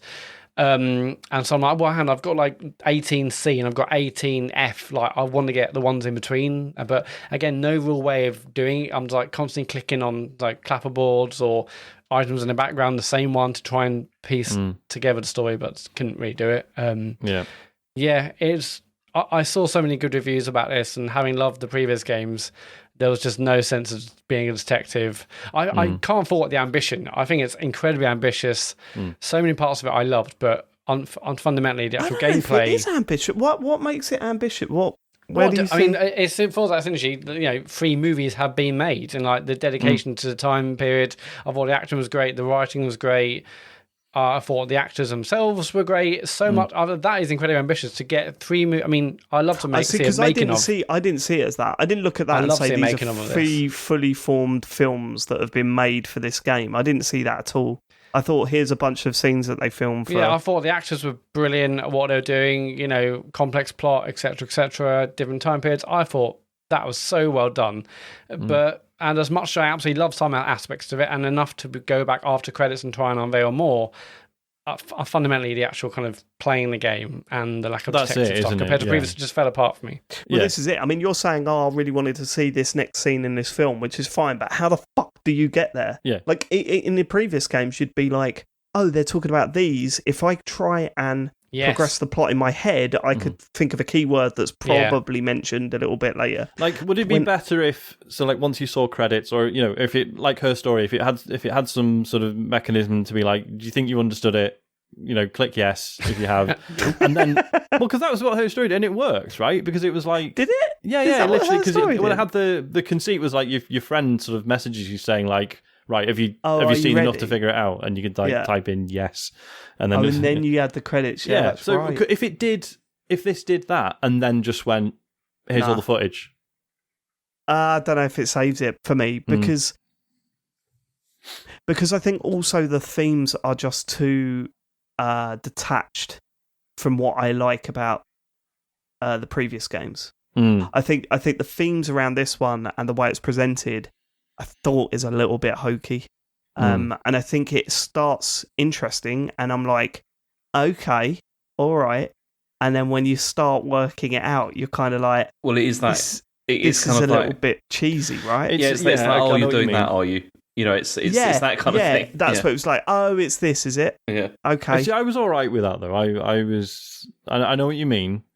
It reminds me. It reminds me a bit of. Just a spoiler. Kind of. No, it's fine. It is fine. Promise. I was talking about Backbone a few months back, and I was saying like a lot of people were upset with that because that was painted as like a detective story, right? Like a film noir detective thing. You were talking about the PlayStation controller thing for your phone. And people got upset because the story just went really weird and sort of brought in elements from other genres, right? Yeah. And people hated it. And I'm sort of surprised there hasn't been more backlash on that level for this. Well, this is it. I mean, but imagine what you've seen of the game, right? And imagine in a alternate universe where this game doesn't have that side of it, and what you're actually doing is piecing together a mystery based on screen and like film footage and rehearsal footage and stuff like that. That is way more interesting to me than what we've got, I think. And then the more that started to become the thing of this game, the less interested I got. And that's all personal opinion, right? This is all subjective. But I think some stuff that we have mentioned, some criticisms, are less subjective, but I think this is very subjective. I just think the themes of the game, when they become apparent to me, I just thought I was a little bit hokey and I wasn't into, which is a shame because, as you say, there are certain aspects of the game that I think, visually, I think it looks stunning the way it represents those free time periods.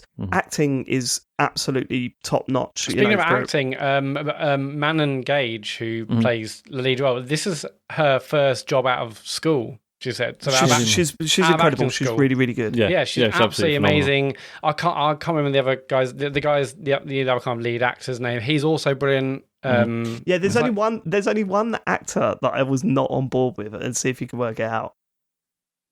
Is there one that sticks out where you go, "Now, mate"? I don't think there was. I think the director of the first film. You only hear the voice, but it's so bad. It's okay, everybody. Action now. Maybe don't sit there. And I'm like, this sounds just really off. This is really jarring. This bit. What do you mean? You only see his hear his voice? You see his. Yeah, you see him in a few clips, don't you? Yeah, you see him in loads. You do, right, at the thing. But I just, Also, I mean, I don't even talk about a hell of a lot of nudity and sex in there. That's quite shocking, I didn't find loads, but yes, what I did find was pretty explicit. It is really explicit, but it's in not. some places. It's not really. It's not sexy in any way, is it? It's kind of you're not. No, it's not what it's going for, is it? Yeah, exactly. Like I'm not complaining. It's all. Again, nothing happened to me. I've heard people say there's a lot of nudity, a lot of sex, and it can be scary. And I'm like, God knows what I'm doing, but I've seen none of this. It took me hours and hours seeing that stuff. But yeah, I think it's incredibly ambitious. But for me personally, it's just like I really miss what they did in games like Her Story. Yeah, I didn't feel like a detective. I didn't feel like I pieced together a decent enough story, and I come away from it just feeling more frustrated than I was. I did like. I do like what the story is saying overall, and I do think there are some interesting themes there. We need to talk privately, because I think it does let itself down in that regard as well. Okay, just visually, I think it lets itself. If we're talking about the same themes, what I took away from it, okay. But I mean, and I should say that I said I spent 5-6 hours on it. That was in one sitting. Like I was for so much of it, I was like, "Fuck! I am absolutely hooked on this." It's kind of sort of in hindsight, as I say, sort of the further you get in, the less enjoyable the interactions with it are, because as you say, the more you've seen, the less there is to find, but the more critical that stuff that you still need to find is. Yeah, and it's more and more trial and error. Just sort of doing more and more match cuts. Usually finding stuff you've already seen. It needs to sort of maybe it does this, but just not enough. Like there needs to be a thing where it like starts to like rule out clips you've already seen. If you're doing match cuts, it needs to be like, right, well, forget the 5 that I could match this with. Find something new. Right. So here's the thing. Here's something that would help the game. So there are audio cues when you're in the grid, right? You've all picked up on that. Yeah. Right. So there's certain clips where you hover over it and they're like, look at this one. So it's got that stuff. I think it needs to be more explicit about stuff that you'd seen. So or if something's new. So if you're getting taken to a new, you click on someone's face and it takes you to a clip. There should be a little tick in the corner where it's like, you've seen everything that needs to be seen in this. Yeah, okay. You've exhausted it. You can still watch it again if you're trying to piece things together, but just to let you know, you've seen everything you need to see in this. I think it needs that because, it's, I found myself... I'm not sure how that would work. Like, because of the fact that... So many of them is like, it's her face or whatever, links so many things. Do you know what I mean? And it's like, if you were like, you've seen everything in, you've seen everything in this. This is not useful for you anymore. Not in terms of that you've clicked on everything in this scene, but you have seen this footage before. Yeah. Because there's times where you're linking across to a new piece of footage, and you're like, have I seen this bit? Have I seen this bit? Oh, let me go to the But they don't know, do they? If the system doesn't know what kind of links you're making in your brain. Do you know what I mean? No. I'm just talking about the physical. Like, you've actually physically seen all of the tape within this scene. Yeah. The game will know that, right? So just having some sort of notification or some sort of visual cue to say, yeah, you've seen all this. Mm-hmm. Yeah, I suppose the argument against that is like, what if you then learn something later on that would allow you to recontextualize something you've seen before? Exactly. The game doesn't want to put you off. Okay, but watching something old already, again. But I know what you mean. You're already going for. You're going to have to do that regardless. Yeah. Like, if it's something there to recontextualize it, then you're still going to have to go back to old clips to work that out anyway. Mm-hmm. So it's just a note to say, look, you've watched it all.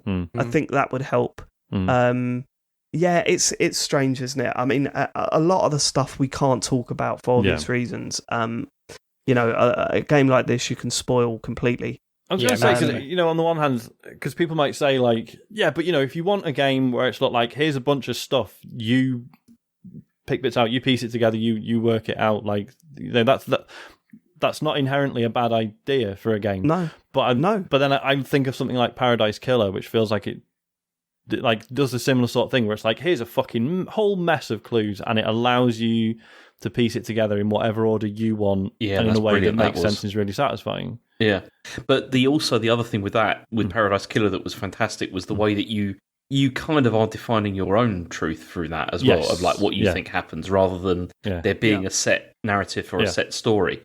Maybe something like that could have worked for this as well. Like, rather than. Well, I mean, it did. But I mean, it's already been done. Her story did that. Her story did it. And I don't feel that this game does. Not to a satisfying end. Yeah, and like I totally don't blame, Sam Barlow and the rest of the team for being like, right, we did her story and it was incredible. Let's see how far we can take that. Like, I'm not like, because it sounds like we're sort of going, oh well, he should have just done that first one and then fucked it off, right? No, which is not what we're saying at all. But equally, like you say, there's been all this talk of like, oh, this is absolutely groundbreaking. This is the idea that this is going to be influential seems quite far fetched to me, because this is such a singular thing that Sam Barlow is pursuing, and that is fine. But if someone else tried to do this, it would be a Sam Barlow ripoff.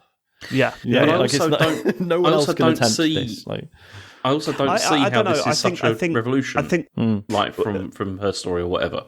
I don't see how this is like it's more mechanically complex and it's more. Yeah, it's way more ambitious. Yeah, but I don't think it sticks a landing. Sean, I would say that. I know what you're saying about the whole. This is a Sam Barlow thing, but we had that with a Telltale game before, and things progress from there. Yeah. So I don't think the idea of what Sam Barlow's doing is done.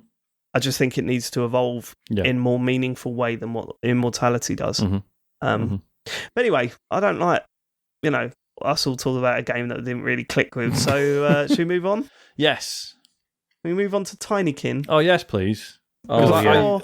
Go on. No, I was just going to say, because I know, obviously, because I played the demo a couple of months back and I loved it, and I've been telling people to play it. I don't know what you guys make of it.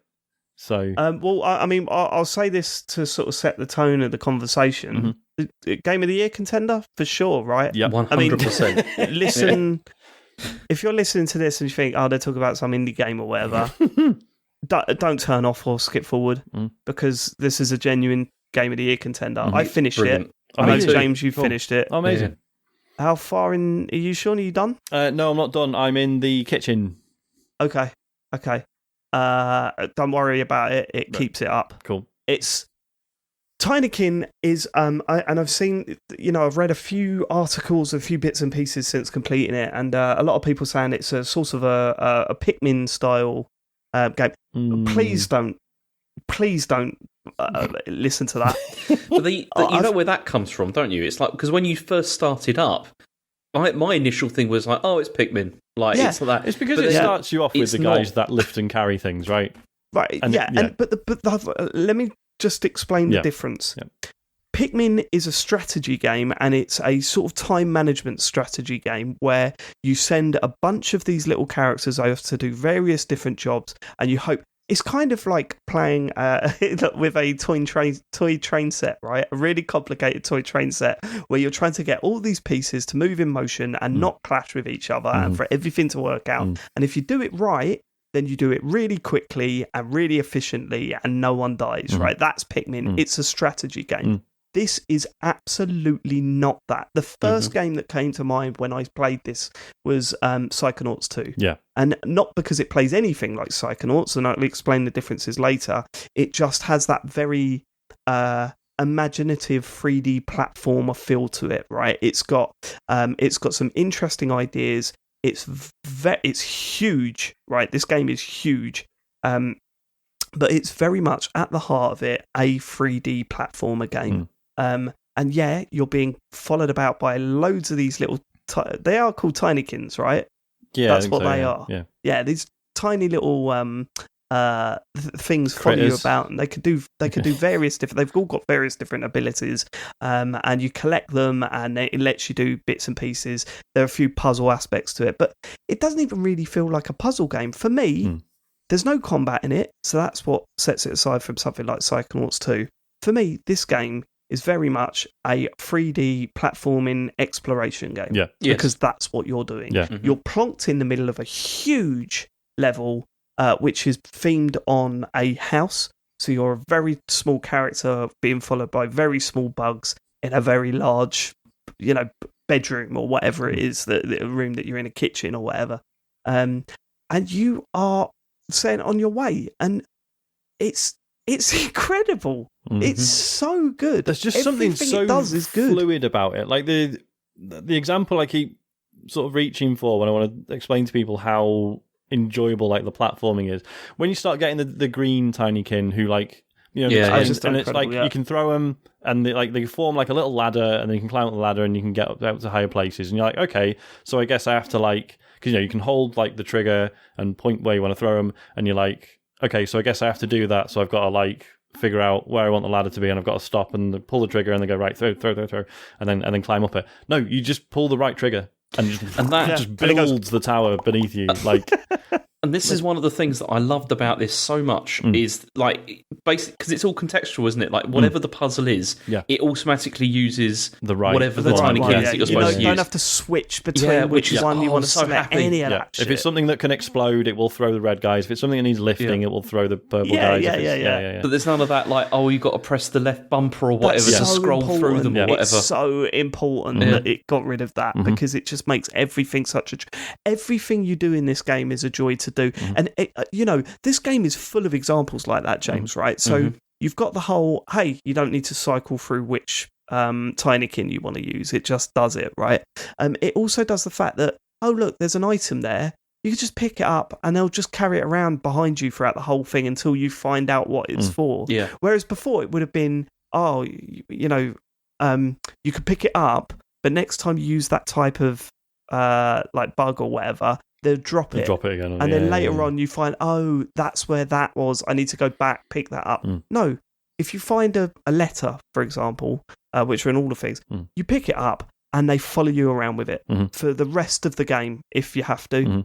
If you leave the room, all the Tinykins stay in that room, but you come back, they're still holding it for you, and then you can, when you find the place where you need to put that letter, that's when you can just point your crosshair at it and throw it at that thing, and then you're done.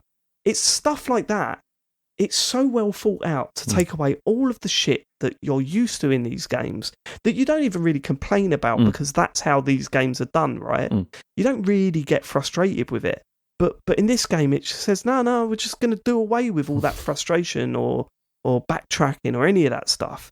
And it just makes it such a joy to play in every aspect. It's there is backtracking, but it's everywhere you go, you are opening up shortcuts to where you currently are. Yeah, constantly. And again, and it's to the point that for each level, you'll start out and you're like, fuck man, there's all these high shelves and there's chairs and there's whatever bookcases and you're like, fuck man, this looks impossible. But by the end, it's because you've gone through it manually and set up all these shortcuts, by the end you're it's this fucking network in your head and you know where all these it gets to the point, I don't know, you're not there yet, but it gets to the point where you've got so many green Tinykin, and you've got so many bubbles attached to you that you literally, it really does feel like you're cheesing the game. Like, at one point, it's like, oh, I could just stand at the top of this bit and fly right the way over to the other ones and let all the shortcuts down. Brilliant, that's me done. You see, great. The other thing that I really loved about it as well was the fact that you don't have to like manage like how many of the things you've got. You know, like how many of the Tinykins or whatever you've got, because there's always enough. Like you can find more or whatever later on. So it's not like, you know, because that was one of the things. This is why this isn't Pikmin. You know, it's like with that, you always had to like carefully think, you know, how many have I got so that I can pick up this item. If I pick up this now, I've got to have to come back and like, you know, get it another time or something like that. You don't have to. It's just like, just like, get whatever you can while you're there. Yeah, and it's fine. Like the fact that it will often, so say there's like a box that needs exploding and it takes 10 of the explodey guys to blow it up. When you get there, there'll be 3 or 4 of the explodey guys around nearby. there. It's never like just enough to just do it. So it's like you need to be a little bit prepared, but I've very rarely will you approach something and be like, oh great, I'm like one short, now I've got to fucking run around. Like that's happened like twice maybe. It's like the ultimate experience, this game, of like not being irritating. Of just like of just not putting stupid obstacles in the way that you know that are irritating. It's just and like like completely seamless. Every nook and cranny there is something to pick up. Like if it's, even if it's just the pollen, which is, you know, like the sort of main collectible in the game. Like you feel like you're consistently rewarded for just being like, hang on, I think there's a little gap between those 2 books. Let's go. Like there's always there's something. Plenty of pollen there.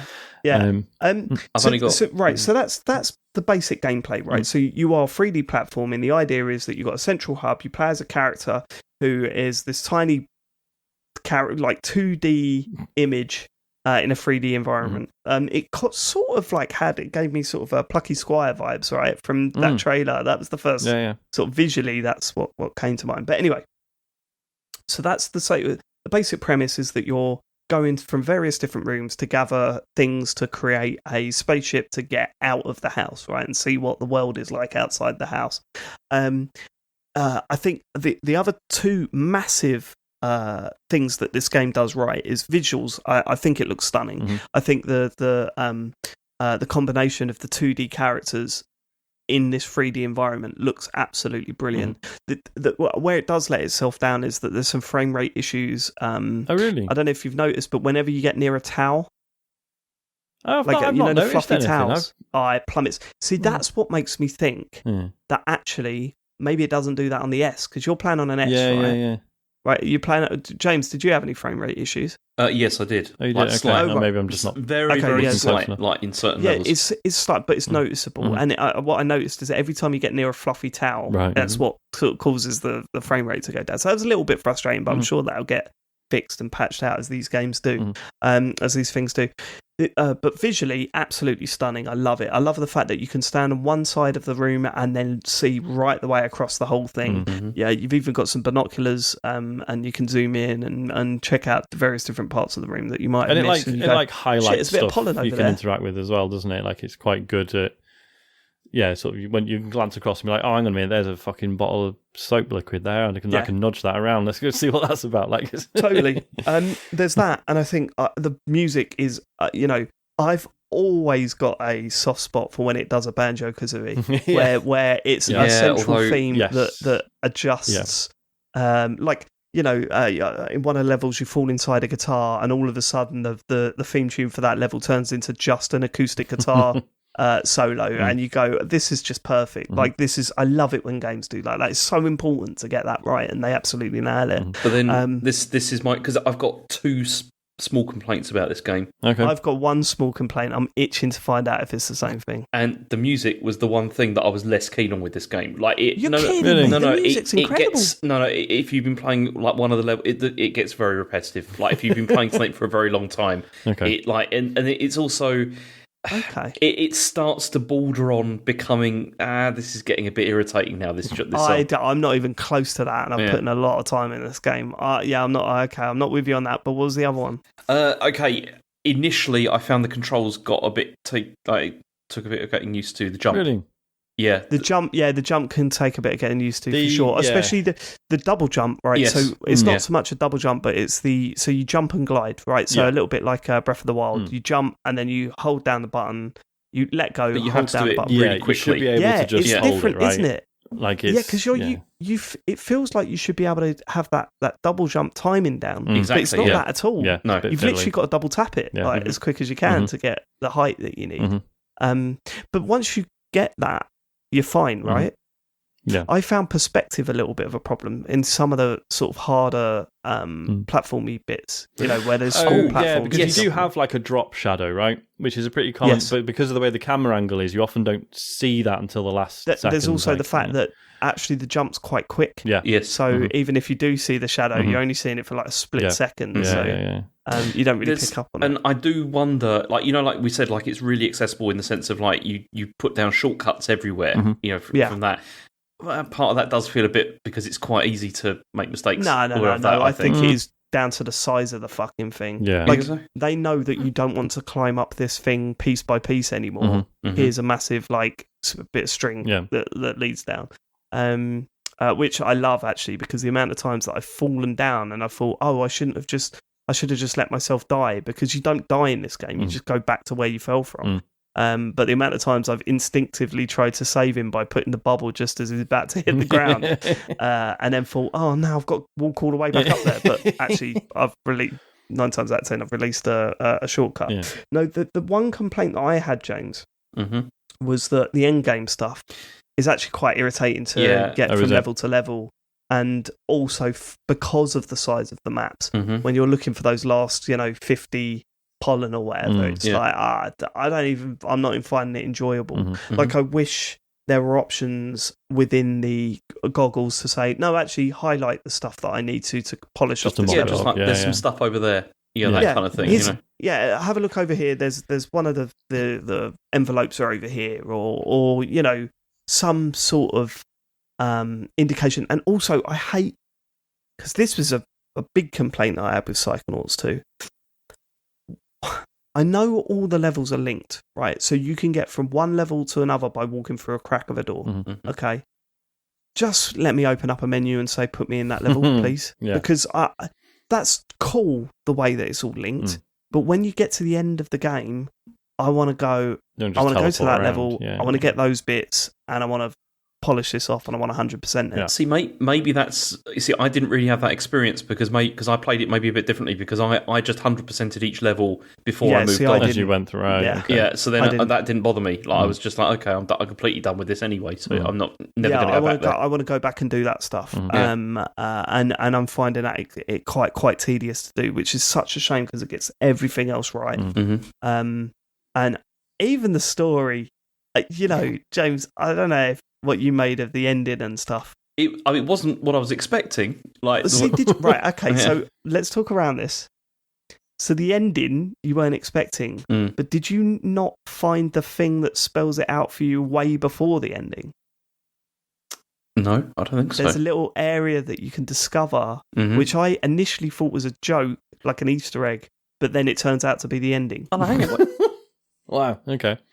Is that an area that's like in a level that you go, and it's like you go behind a door and the music changes? Yes, I remember that. Yeah, that's the ending. Right. You didn't work that out? No, I didn't. No, I'm stupid. But so you got the how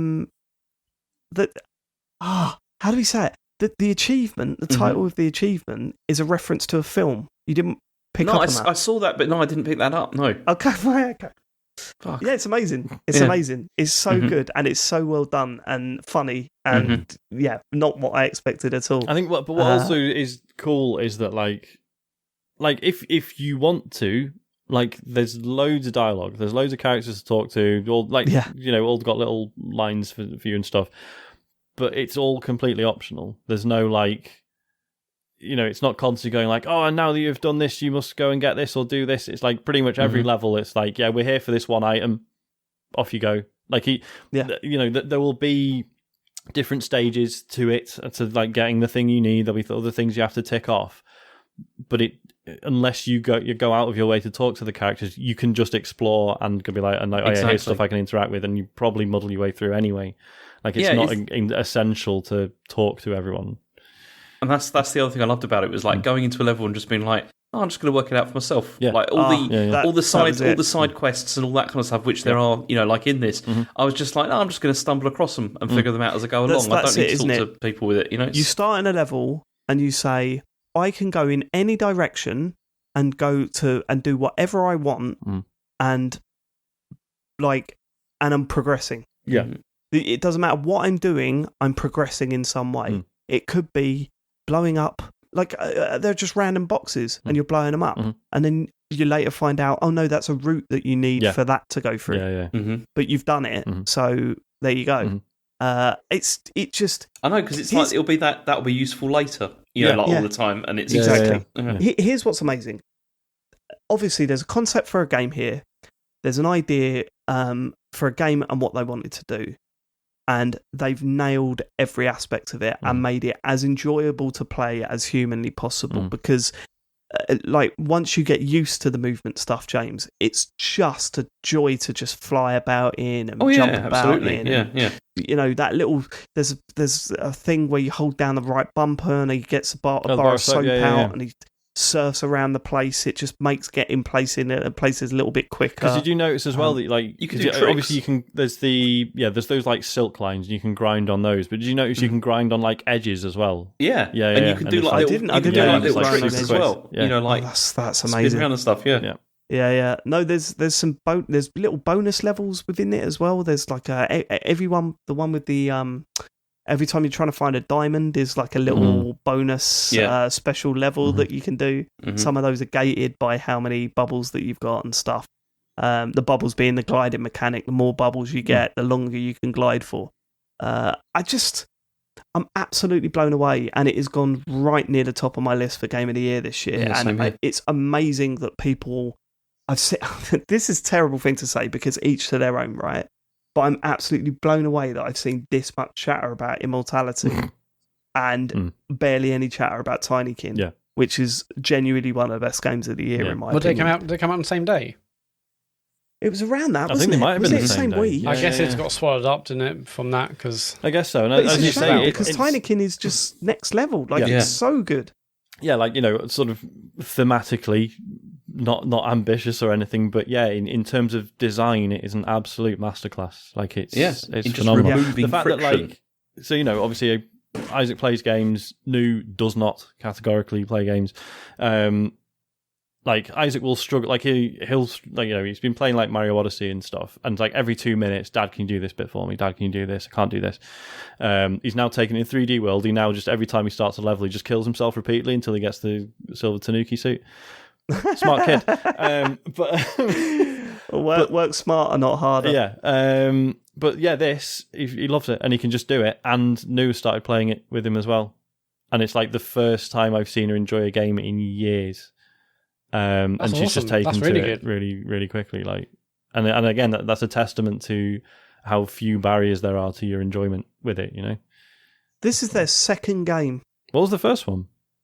I can't remember what were they called. Oh my god! Sorry, I did look it up today, but it's gone from my Splash Team. They're called. Their first game was called something like Splasher in 2017. I don't know. It come out on PS4 apparently. But the second game, Tinykin, and it is an absolute peach of a video game. Don't sleep on this. I think it's out on everything, isn't it? It is. Yeah, it's a Switch version. We've played it on Game Pass. Yeah, we're amazed to see what the Switch version looks like. But it's out on PS5. It's on Game Pass. If you like 3D platforming, then this is essential. It's absolutely essential, and you will not be disappointed. I'm really confident in saying that you won't be disappointed. It's such a good game. I definitely will play this. I've heard lots of people talk about it. We haven't been playing other things this week, but it's downloaded, ready to go because it looked amazing just an initial announcement. So is it a long game? You say it's massive in terms of kind of size of locations, but 8 to 9 hours. I'd say. Would you say about that right? James? Yeah, that's about how much I put into it, I think. James put nearly 10 hours into it yesterday. Yeah, seriously. Wow. I mean, I was sitting there playing it with Asher as well, because he was loving it. 10 hours. It's like, it's crazy. Cool. It is, but it is that thing of like, I kept on getting into like a new level, and I was just like, I'll just have a look around, and just like see what this one's like. And then you're just like, no, I'm going to... An hour later, Yeah. It's 10 hours. I feel it could be 10 hours more. Mm-hmm. Like, honestly, I felt that I could have done another 4 or 5 levels of this and not gotten bored, even if they didn't introduce any new Tinykin, because, there's a couple of Tinykin in it that are a little bit, like the electricity ones, they're a little bit like, okay. They're just very specific, aren't they, in what they do, and it's not really fun to use as such. But where do you go with that idea? Yeah. And where they go with it is, well, there's just further away, so you need more of them. And it's kind of like, okay, but it's not. And you need everything to be sort of so careful. Fun to do. Yeah, you need to be careful with how sort of like the spacing of them and stuff. But that's a bit fiddly. The bridge guys are okay. The bridge guys are kind of I thought they were shit at the start, but then they're essential for other parts of the game. So you need to do them. But I love it. I love it. Yeah. Tinykin is honestly one of my favourite games that I've played this year. And please, if you're into this sort of game, just play it because it's so good. I did. I noticed so Darren Garget's been caning this as well, and I was like, yes, mate, this is a Darren Garget game through and through. Do you know what I think? Because it gives me sort of N64 platformer vibes. Yeah, I was reading on Rollmark, they were like comparing it to like Banjo-Tooie, like saying that there is some better. Yeah. I played a bit of Banjo-Tooie this year. That is not a good game. I can't remember the last time I played a game where it just succeeds in everything it tries. It's like it absolutely nails it. It's the definition of being greater than the sum of its parts, right?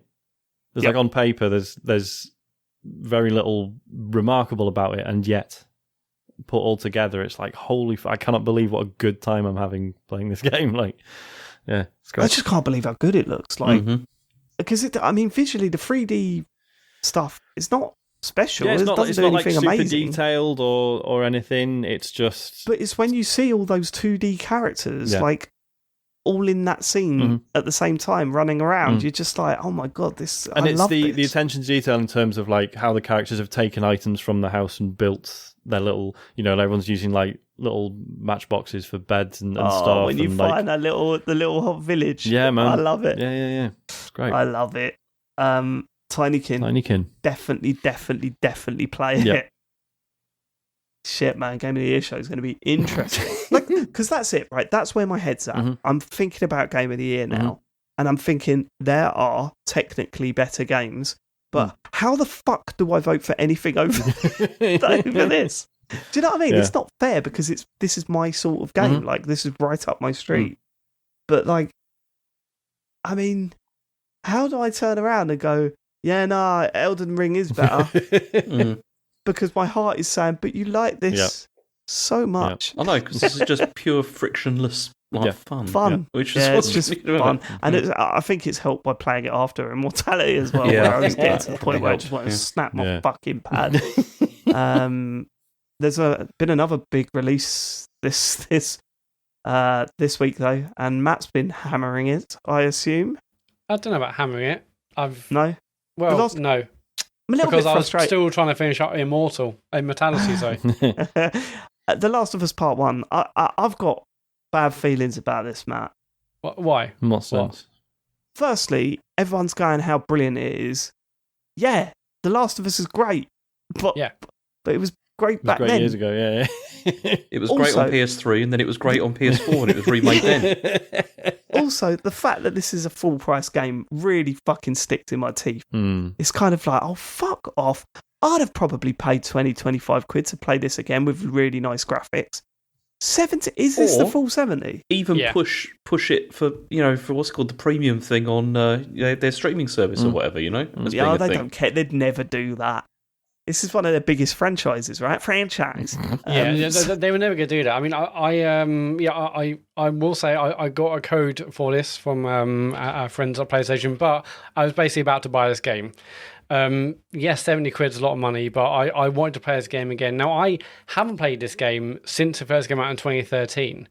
Mm-hmm. I've seen a lot of discussion about whether you should or shouldn't, and a lot of people might have potentially gone out and played The Last of Us before part 2 in the last couple of years, but I didn't. I mean, I played this when it came out, and then I played Left Behind DLC on the remastered version, but I didn't play Last of Us again. So for me, this is like a 9-year gap.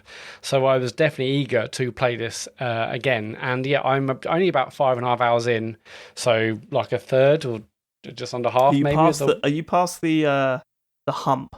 You're past Bill. Yeah. So I've. I mean, how much can we really spoil? It's like a 9-year-old game, but this is it, isn't it? This is what makes me laugh about the reviews. It's such a great game. We know. So I'm basically past the bit that Sean stopped at, which is the boss fight in the gymnasium. Yes. God, I've gone past that. I mean, I'm in the next town now where you get. Do they do anything to sort of make that a little bit better, or do they keep?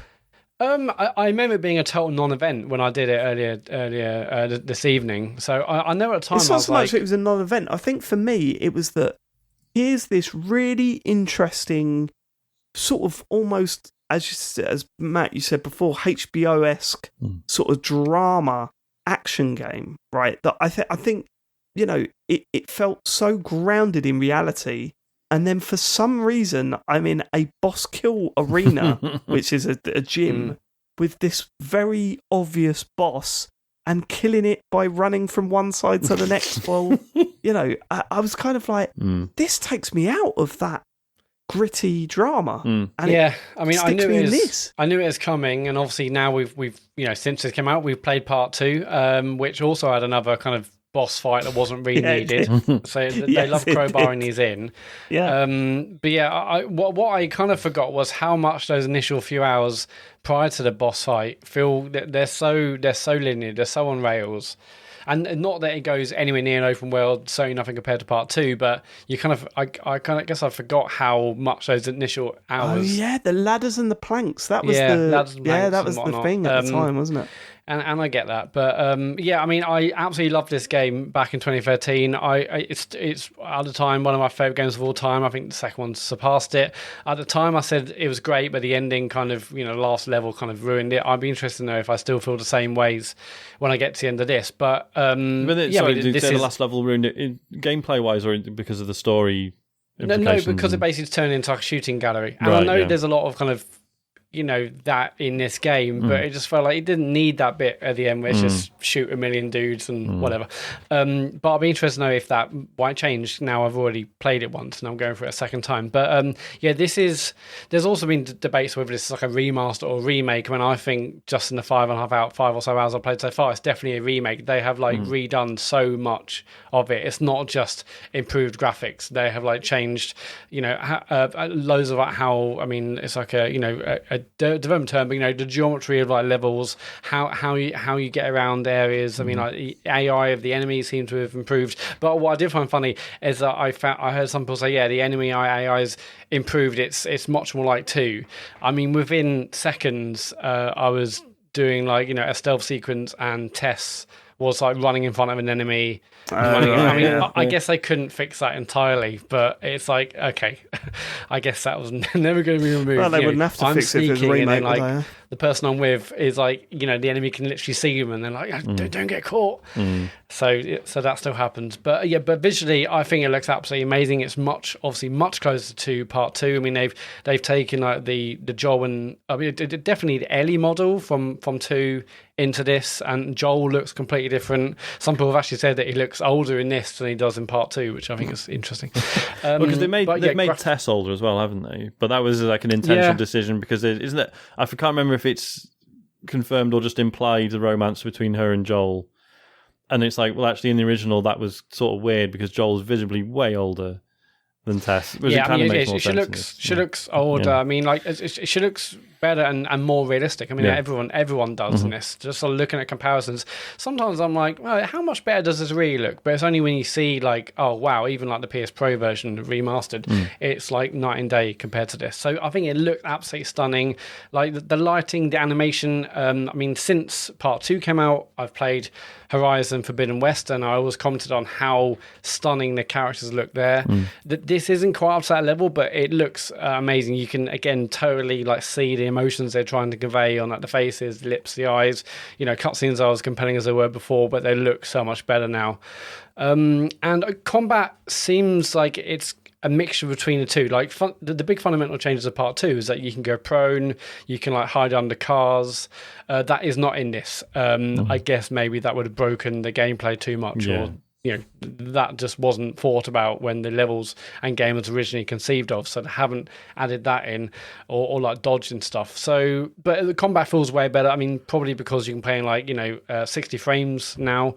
So it's got two graphical modes. There's 60 frames, but it goes down to as low as like 1440p, which is fine.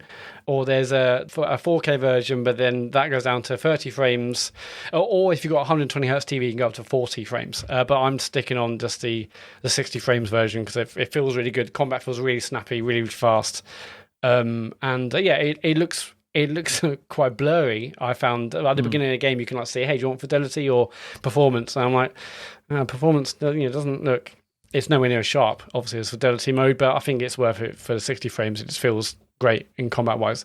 And yeah, I mean, there's a lot of debate about whether this come out too soon, whether it, it's too much money. But for me, who loved the first one, haven't played it for 9 years, I got it for free. I would have happily paid for this. I'm so glad to be back. I mean, one thing. This game, obviously, the start. It's one of the best starts to a game I think I've ever played. It was pretty hard hitting then.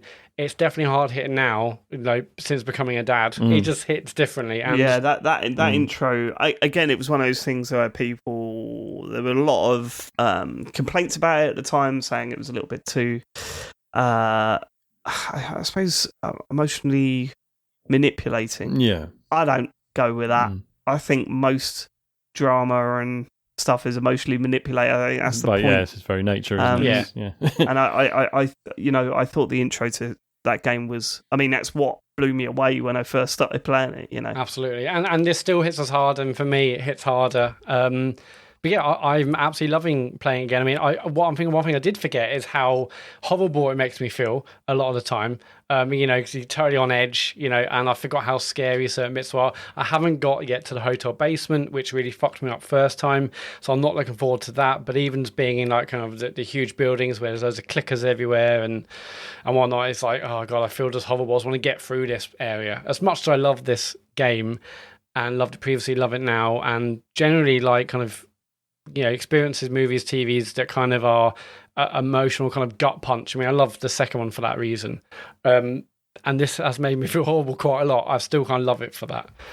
I'm so glad to be playing Last of Us again. I did wonder if they were going to kind of add like a mode where it would look like the actors from the forthcoming TV series, like Pedro Pascal and the other woman as well. But that hasn't happened, maybe for licensing reasons. But fucking great. I mean, it's a great game before. It's better now, and it's fantastic to play again. I guess none of us here. I mean, I know you. Not Sean, because you weren't too fast for the first one, but James, David, no interest whatsoever? No, not at all. Not at that price point. I think it's taking a piss, quite frankly. I mean, as I said, it was a game that was remastered last year, and what do you mean for the last gen? Sorry, yes. And now it's done it again. I kind of think I don't think this is much more substantial. But it's not £70 though, Matt. Like, no. If you're raising the price, we would be digging out Nintendo if they did this. Yeah. Do you know what I mean? They did it with Mario Kart, and we were digging them out about that as well. This is a Wii U game, but they included all the DLC, and they offered, on a console that people own. But But I don't know. This includes the DLC.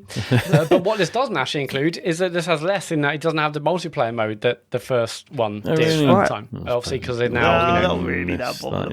It's a tricky one, isn't it? Because on the one hand, I understand the argument that, like, obviously, as a remake, this is very substantial. It's clearly rebuilt from the ground up, and obviously that is a ton of work. But to me, like, my counter to that, I guess, is like, yeah, but all those people and all that money, could you not do something new, given that it's only fairly recently had a remaster? Well, see, that's the thing, because that's why I didn't play this. This is why I didn't want to play it at this stage, because I only played it on PS4 not that long ago. You know, it doesn't feel like that long ago. And it's like, I don't really feel the need, you know. And obviously, I'm not having, like, obviously, like Matt was saying, he hasn't played it since the original came out. So of course, like, fair dues, like that enough time has passed for that to be worth him replaying it. So, like, I'm not, you know, if you're listening to this and you're like, well, I bought it, I think it's really good, and fine. I'm not. Not that I'm going to go at anyone, isn't it? I mean, you can't really say they shouldn't do this because, well, I just won't buy it then. Like that's that's the reaction to 100%. it. No, I just feel like I say, just all that talent and all that funding. Like there'll be no shortage of interesting ideas at that studio. Like, it'd just be cool to see that effort put into something different. I guess I've got to see Naughty Dog do something new now. I would not Uncharted, not Last of Us. I do want to see what their next thing is. We're going to see a part 3, though, aren't we, of this at least? Oh, God, yeah. I think. Oh, God, yeah. Yeah. We're not done with The Last of Us. I mean, in terms of, like, you know, ideas, they had to keep a lot of people busy. So this was like a good project to put people on, I guess, while they're maybe doing pre-pod or something else. So, yeah, one thing, this is clearly, you know, like, for the people that are going to watch the TV show, you know, the millions of people that haven't heard of the game or like, oh, what's this Last of Us? Is it a game? I was out on PlayStation 5 now. That's what this is. That's what this is for. Well, those people and I guess the other won't be able to get a PS5. Well, pay an extra £30. And I guess, like, the other questions are, okay, if I like Last of Us before, will I like this? Yes, you will, but it kind of depends on how recently you played it. If you didn't like Last of Us before, this is not going to change anyone's mind whatsoever. This is it's the same game, obviously. Yes, it looks way better. You know, way better. Combat feels nicer. But if you didn't like before, if you didn't like the themes, you weren't into how it generally played, this is not going to change your mind, I don't think, at all. I thought the first one was one of the best games of all time. I still think that, and this is a better version of that. So for me, who hasn't played a game in 9 years, absolutely. But if you maybe played this just before Part 2 came out, I don't know, maybe it's probably worth waiting for a sale. But I personally I'm so happy to be back in. Well, I say happy, and also on the flip side, not happy to be back in the world of Last of Us because I fucking love it. Okay, that is cool. James, you got another game on your list? Yeah, I've got one. I mean, I won't talk about it a lot because you've already talked about it, you know, extensively before. But I finished Neon White the other day, and fucking great game. It is. It's a really good game, and I liked it. But listen, it's a but. No, it's not a but. The but is my problem. It's nobody else's. It's just it didn't blow me away. But the reason for that is because I wasn't very good at it, and so I think I would have enjoyed it a lot more if I was like had got into it more, like in terms of the game mechanics and stuff like that. Because I found towards the end I started to find it like irritating, and the moment that happened was when the rocket jumping ability appeared. Because I love that shit. What's the matter with you? Because I hate rocket jumping. It just irritates me. It's that having to look down and you can't see where you're going, you know, because you're looking down to like do you know to let your rocket off or whatever. That always hold on. Did you complete the whole thing handheld?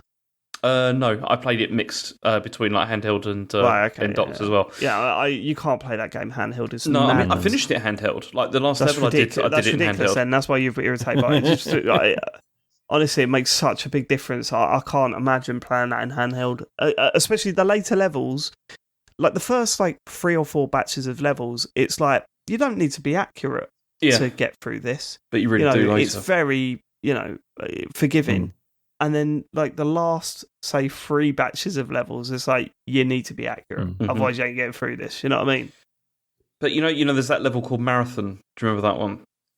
No. It's, right at the end. That one, it did my head in, because it took me so many times. But then it was, again, one of those things where it's like, once I actually did it, I was like, actually, that wasn't that difficult. because you get better at it. And that's the thing. It's like, I'm not saying there's anything. This is a good game. It's a really good game. It's just that I didn't feel I was good enough to appreciate it. Did you do much of the? Did you go for the aces? No, the best I ever got was golds. I mean, I got about 2 or 3 aces, I think, in the whole thing, but that was it. Because the early levels, it's not that hard to get aces, is it? Really, even I got them. Early on, it's not, but later on, I think it's much more difficult. But it's really doable. Mm-hmm. Like honestly, the aces. It's less about doing stuff with high precision and more about working out where the shortcuts are. Mm-hmm. It's complete. I mean, if you were to say, the ones where you beat the dev times, the red things. They're really hard to get. Mm-hmm. I only got about 2 or 3 of them. That's the ones where you go, no. This is like, you need to be of a certain level to get through this. Mm-hmm. And I'm not brilliant at fucking first-person shooters or whatever, but the ace stuff, it really is about, I don't have to go and do that bit if I fire at that and hit that barrel over there. That cuts that whole bit out. I've got an ace with several seconds left to spare by the time I got the end to it. Mm-hmm. That's what I loved about that game, is that it is actually very, very doable. Yeah. You've just got to be able to spot the shortcuts, really. And the only other thing I wasn't so keen on is the music in that game is terrible. It's really bad music. Yeah, the music's not a highlight, is it? No. It sounds like the kind of music you often see on like YouTube videos for like football highlight clips. Yeah, sort of royalty-free footy bites. What is that? What's the one that goes? You must know it. Sure, Matt. Like a compilation. You mean in the background of like a footy bite video? Yeah. There's this one song that goes like, and I'm like, oh my god! No doubt I've heard it. Yeah, it's terrible. No, it's a shame you didn't like it as much as I did, because I adore that game. But as I said, I'm not saying there's anything wrong with it or anything bad or anything. It's just, I just didn't connect with it as much as I didn't connect with it in the same way I did with like Tinykin, for example, because that felt more like my style of game. This was maybe less so. The thing that I've got between Tinykin and this is that both I found a pleasure to play. Mm-hmm. Like both, I really enjoyed the act of playing it, and I mean, apart from skip it, did you skip all the dialogue? Oh yes. Oh fuck, man alive! You were right about that. Like I tried, I really tried. Like in the beginning to care, and then after I was like, this is awful. Like this is really terrible. The first skip that I did when I saw how much dialogue there was, I was like, well, that justifies my decision. And then when you do some of the stuff later, you're like, oh my god, who's reading this? Yeah, it's mad. I suppose someone's out there liking it, but you even sort of get the gist of the story just from playing the levels anyway, don't you? Yeah, that's true. It's nothing wild. Okay, is that all you got for us? Yeah, I've got nothing else. Sean, you've got a game left on you. Well, I'm cheating because it's not really a game, Dave. It's Phantom Peak, and it's a place that you can go for 40 quid. And it's in Canada Water, which is a bit of London, but it'll probably even make a lot of people who live in London go, "What? What's that?" No, I know Canada Water quite well. You get on the wrong bus near Millwall, you end up in Canada Water half-cut and thinking, where the fuck? Yeah, there's just like nothing. There's one of those half-built areas of London, right? There's just nothing really there apart from a shopping centre that looks like it predates everything else by about 20 years, and then just blocks of flats going everywhere. Was there a Wimpy there? There's no Wimpy that I saw. There is a Decathlon. But I got a bag for £10 because I turned up thinking, I'll just wear like a coat in case it rains because it was forecast to, and then it's fucking boiling. So I was like, I'm going to go to Decathlon, I'm just going to buy a bag. Anyway, so what it is, so it's from a company that typically build escape rooms, right? And have done like escape room experiences for years. I think it's the people who worked on Secret Cinema as well are involved. I've never done the Secret Cinema thing, but does it cool though? Yeah. So this is like a sort of immersive like experience where it's like live theatre. There's also a lot of puzzle stuff, but also there's a bar and there's food and stuff, right? So you pay your ticket, you go in. Like I said, I think it was 40 quid a person, and then you get 5 hours, and you just hang out in this town. And there's people there, obviously with staff. There's obviously loads of members of the public, and there's like 16 of these like mysteries to solve, right? And you can kind of, like, it's totally up to you how you spend your time there. Like, I thought I was going to be a dick and be like, because, you know, I'm weirdly intense about escape rooms these days. So I thought I was going to be like, right, we're going to go there and I want to, like, fucking solve, like, as many mysteries as possible. We did, like, 3 in the end, because it was just a nice place to hang out as well. Like, it was really cool. Basically, the way it works is, like, when you go in, it's like, right, go on this website, and there's like a web app, right, which will then put you on the trail of like one of the mysteries, and then you use the app to like track your progress through it. I had mixed feelings about this at first because initially, again, being like a puzzle dickhead, I was a bit like, the app's kind of making it a bit easy, because it's like, right, you just got this code, maybe go and try it over here or something. And I was like, come on, like maybe I would have enjoyed just figuring that out by myself. But then after a bit, you see the value of it, because you'll be halfway through a mystery and then we'll be like, it's fucking boiling, should we have a drink? And we'd stop for a drink for an hour or, you know, whatever, and then be like, right, anyway, what were we doing? Get the app up, right? Oh yeah, I remember now. And that would allow you to sort of like continue following it. And it's fucking great. So there's this like central strip. So there's like shops on either side. Say shops, inverted commas. And then there's like sort of goes round, and there's like this whole sort of old town section, which is like you're essentially just going in this building, right? But the whole point is it's like this area of town that was like it's all like underground basically. So there's like all these like old buildings. Again, there's like another bar there. That's where like the bank is and stuff. And it was just it was proper good. We had such a good time. So it feels very Westworldy. It is a bit Westworldy. It's sort of steampunkish. So it's to look at. It's more sort of BioShock Infinite, really. But yeah, in like it was absolutely surreal. Like we did this one quest where like the end of it was like we had to give this guy some bad news about his dad, and it was so surreal because he's like the guy playing the character like fully sold it, like that he was gutted, right? And we sort of. Like we had the giggles at first, and then by the end we were like, "Oh shit, this is actually really sad." Yeah, this is some serious news. Yeah, and then we sort of walked out, and I was like, "I feel like I want to like go back in and be like, mate, you fucking sold that. That was brilliant." Like I do. Yeah. What if you go wrong though? What do you mean? That's not what you were supposed to tell him, and then. Well, this was because it was what happened. We picked he was an actor, like a message right from his dad. And then we went to tell him, he was like, this is what's happened, this is where this is what's happened to your dad. And Dad's being racist on Facebook again. and he said like, oh, like, did he say anything about me? And we were like, I don't really remember about it. I don't think we didn't say that. But we were like, no, I don't think he did, sorry. And that was when he was like, seemed really gutted. So then we went back to watch the message again, because like, fuck, did he say something about his kid? And we need to go and find. Yeah, tell my kid I love him. I don't know. That sounds amazing. It was proper good. It was so good. I do love all this shit that's coming up now. You know what I mean? Like, it's everywhere. I'm definitely going to go back, Dave. So you should come with us next time, because it'll be. Yeah, I'm up for that. 100%. Really good. Yeah. I wasn't invited this time. This is when you were out with Sam. Yes. Was it? I mean, to be fair, I thought we were going to be like, oh man, let's fucking solve puzzles. So I don't invite Dave. So I was like, yeah, it'd probably be all right. Understandable.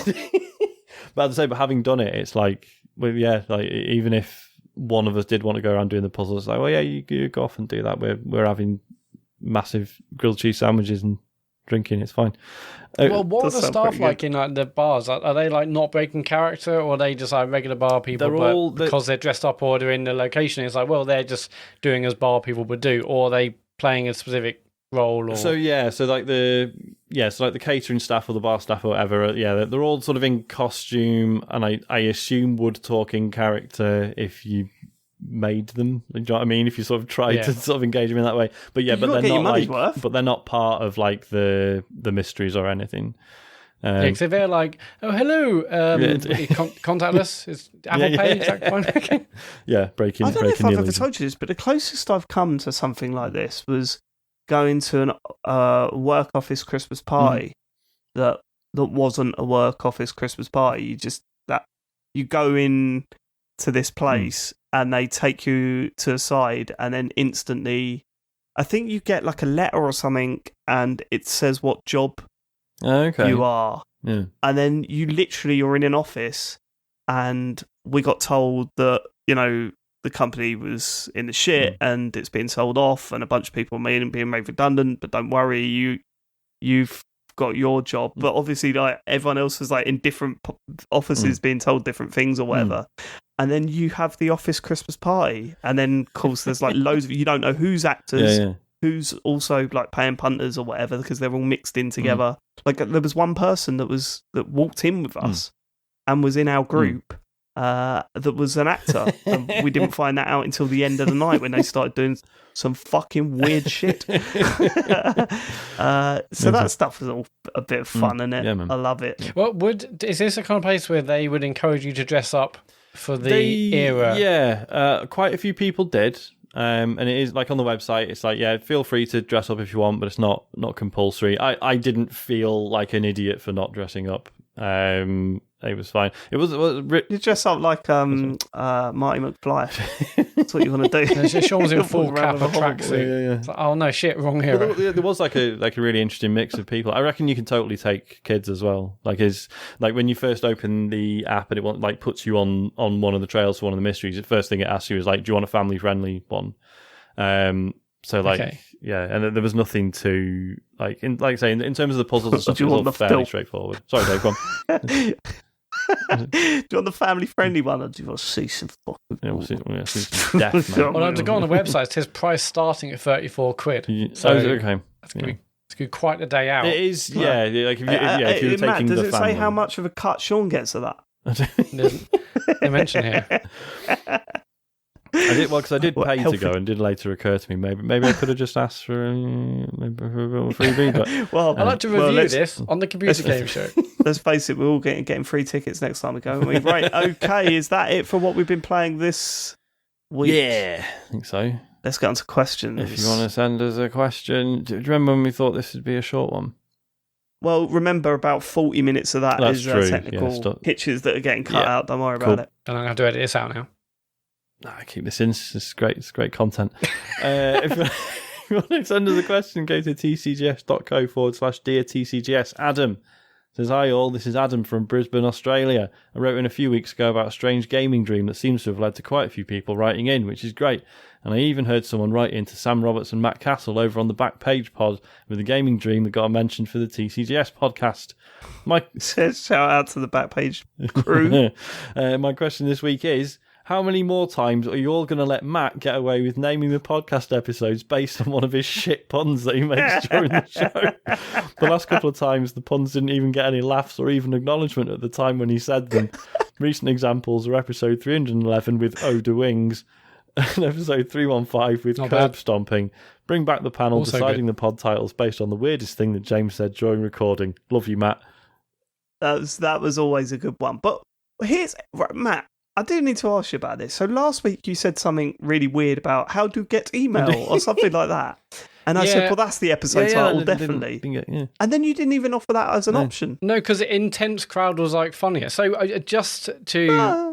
Well, no, because I feel like the theme of the episode was Intense Crowd, but I generally ask in the group, hey, which of these is best, and then we all decide. Yeah, but you leave out the things where you fuck up. You definitely leave those ones out. I'll tell you why I didn't do it last time, because that would be like my titles 2 in a row, and typically I like alternate, so I don't get emails like this saying, Matt's all about you. Like Intense Crowd last episode, Dave, before that Curb Stomping me, before that Evolving Argument James, before Little Robot Kiss, that was Sean. Clearly Rattled before that, I think that was a James one. I think Clearly Rattled could be this one as well. I think we could use that. So I did want to be like, if it's me, people will complain. So I mean, to be fair, democratic process. Even if it was always Matt's quotes, that's the perks of being the editor and the guy who actually uploads the fucking show every week. So it's true. Yeah, like writes it all, decides. Yeah, doesn't he? So no, but I don't know what to say to you. I think that's it. If I hadn't known that, like, if I didn't know that Matt literally obsesses over this stuff, I'd have thought, yeah, what's he doing here? But Matt knows exactly what he's doing here. He's definitely split that up equally amongst the four of us. Yeah, like, I'm trying to split it up, and also, like, typically during the episode, I write down edit points, and also someone said like something funny, I write it down, and then say at the end, hey, here are the possible episode titles. What about these? But you must write loads down if you're writing everything that we say that's funny. Yeah, Jesus. What have you got for this week? Out of interest, what have you written down? What have you got in front of you? Nothing, because we had massive technical issues, and I was like, writing those down instead. Okay. Nothing yet. But yeah, and like I would do that, and also, but if I'm like, you know, going through the edit, I'll then maybe see if there's anything there that's good if I haven't written down previously. But generally, you know, it goes to the group. So, don't want to say to you. Do you know what to say to you, Adam? Never liked Australia, do. The whole nation, yeah. Fuck neighbours. Well, it's gone now. I'm glad it's ended. Glad it's ended. Never liked Home and Away either. Next. Maria Mendieta. Have you listened to Filthy Casuals podcast? Do I? Yeah. No, sorry. Right, okay, fine. Well, let's just move on then. Football ones. Maria Mendieta says, Dear TCGS koala pads for the Apple II. Oh, lovely old job. After enjoying every one of last week's dad jokes and having played Sifu recently, aging has been on my mind. The central death mechanic in Sifu ages your character after every demise and reduces his health bar, but also makes him wiser and more powerful. This follows the RPG tradition of getting stronger over time. Yet, are there any other games that represent the reality of aging and make the protagonist more incompetent or worse at simple things as you progress in the story? Keep up the truly stellar work. Sincerely, Maria. I mean, for starters, I would contend, you know, I would say that's not necessarily a fair summary of how aging works. I think I'm a lot better at a lot of things than I was when I was 20. Like, you think you are, but you're not. That's the difference. You think, I'm just as good as I was. No, you're not. No, I mean, in terms of like... Mate, I've been a wreck. The past 2 years, my age, honestly, my knees are fucked.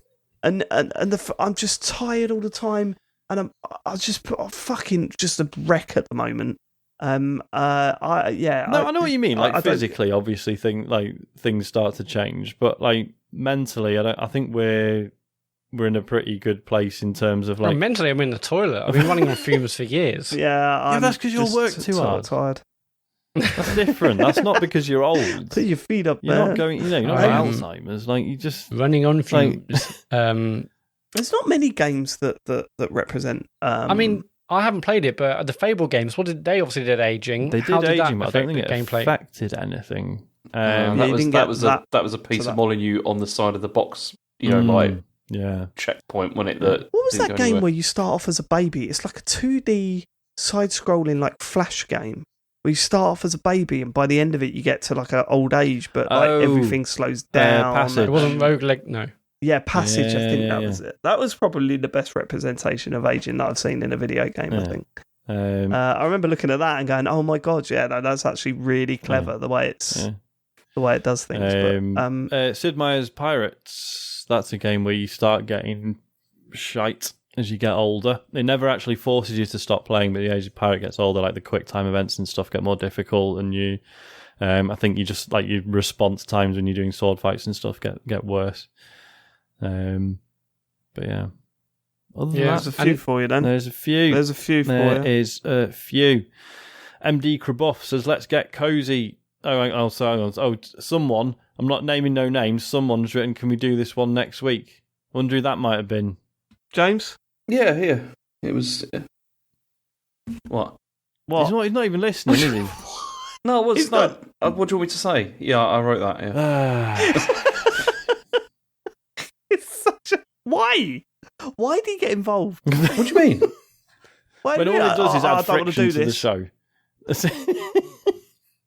I want to do this. Yeah, I want to do this as well. MD Krabuff says, let's get cozy with a third annual request for watching, reading and beverage recommendations. James, what's your problem? It's 10-1. That's my problem. Right, two things. Firstly, you weren't even on the show last week. Don't fucking moan. Secondly, it was your decision to move to a country that was 1 hour ahead. I know. Look, I know. I'm not... whatever. It's still 10-1. I don't care. Okay, watching, obviously, Rings of Power and House of Dragon. Both really impressed with the first 2 episodes of both of them. And I'm very much enjoying it. Great time to be a fountainhead. You watched any of that Wrexham thing yet? Yeah. Yeah, I watched the first really 2. Good, isn't it? It's really good, isn't it? Really good, yeah. We're 4 episodes in. We're really enjoying that. And obviously, and again, if you're listening to this, go, I don't like football. No, that's why I fucking hate it. But it's really good. It's not really about football at all. Not about that. It's more about publicity than anything else. But it also it's interesting because it's a show about football, soccer.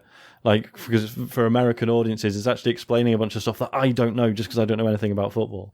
So somebody it explains way too much. It's like, but it's not for us, helpful. Is it? It's made for an American audience. I know that, but I'm like, it's I know what you're saying though. When it says like pitch, well, actually pitch, in America, in America, it's like, all right. I don't read anything. I wish I did read. Did you listen to any audiobooks? Same thing. I don't do that either. Okay. Well, no. Don't read, unfortunately. Beverage recommendations. Pepsi Max. I don't know, I'm trying to drink less. So, I mean, there's a fuckload of IPAs. There are non-alcoholic beverages. What? Madri Exceptional. Oh, Madri, yeah. Absolute best lager of the summer. I'm trying to drink less. And so water or, Can't go wrong with water. Water or green tea? Look at James is fully checked out. That's a solid recommendation. But, if you'd have told me that someone had replaced James with a cardboard cutout of James on the camera that I'm looking at now, I'd agree. Go. James, gone. What's your recommendations? What do you want me to recommend? Like, all of them. Reading, watching, beverage. Reading and beverage. Watching. I don't know. I really wish we were still on Twitch. I've got nothing. I'm watching at the moment, so forget it. Reading, I'd recommend. There was a book I read the other day which I really enjoyed, which is called Capitalist Realism, which is definitely worth reading. Is it about why capitalism is really good? No, it's kind of the opposite. Okay. But yeah, it's very interesting.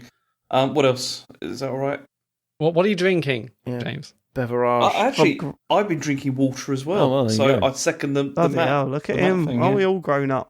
All right, we're done. We're done for this week. Matt, do you want to do the socials? James is done. Yeah, Shawnee streaming. I know, but what choice have we got? We can't just carry on and let just James fucking moan all the way through the end of the podcast, can we?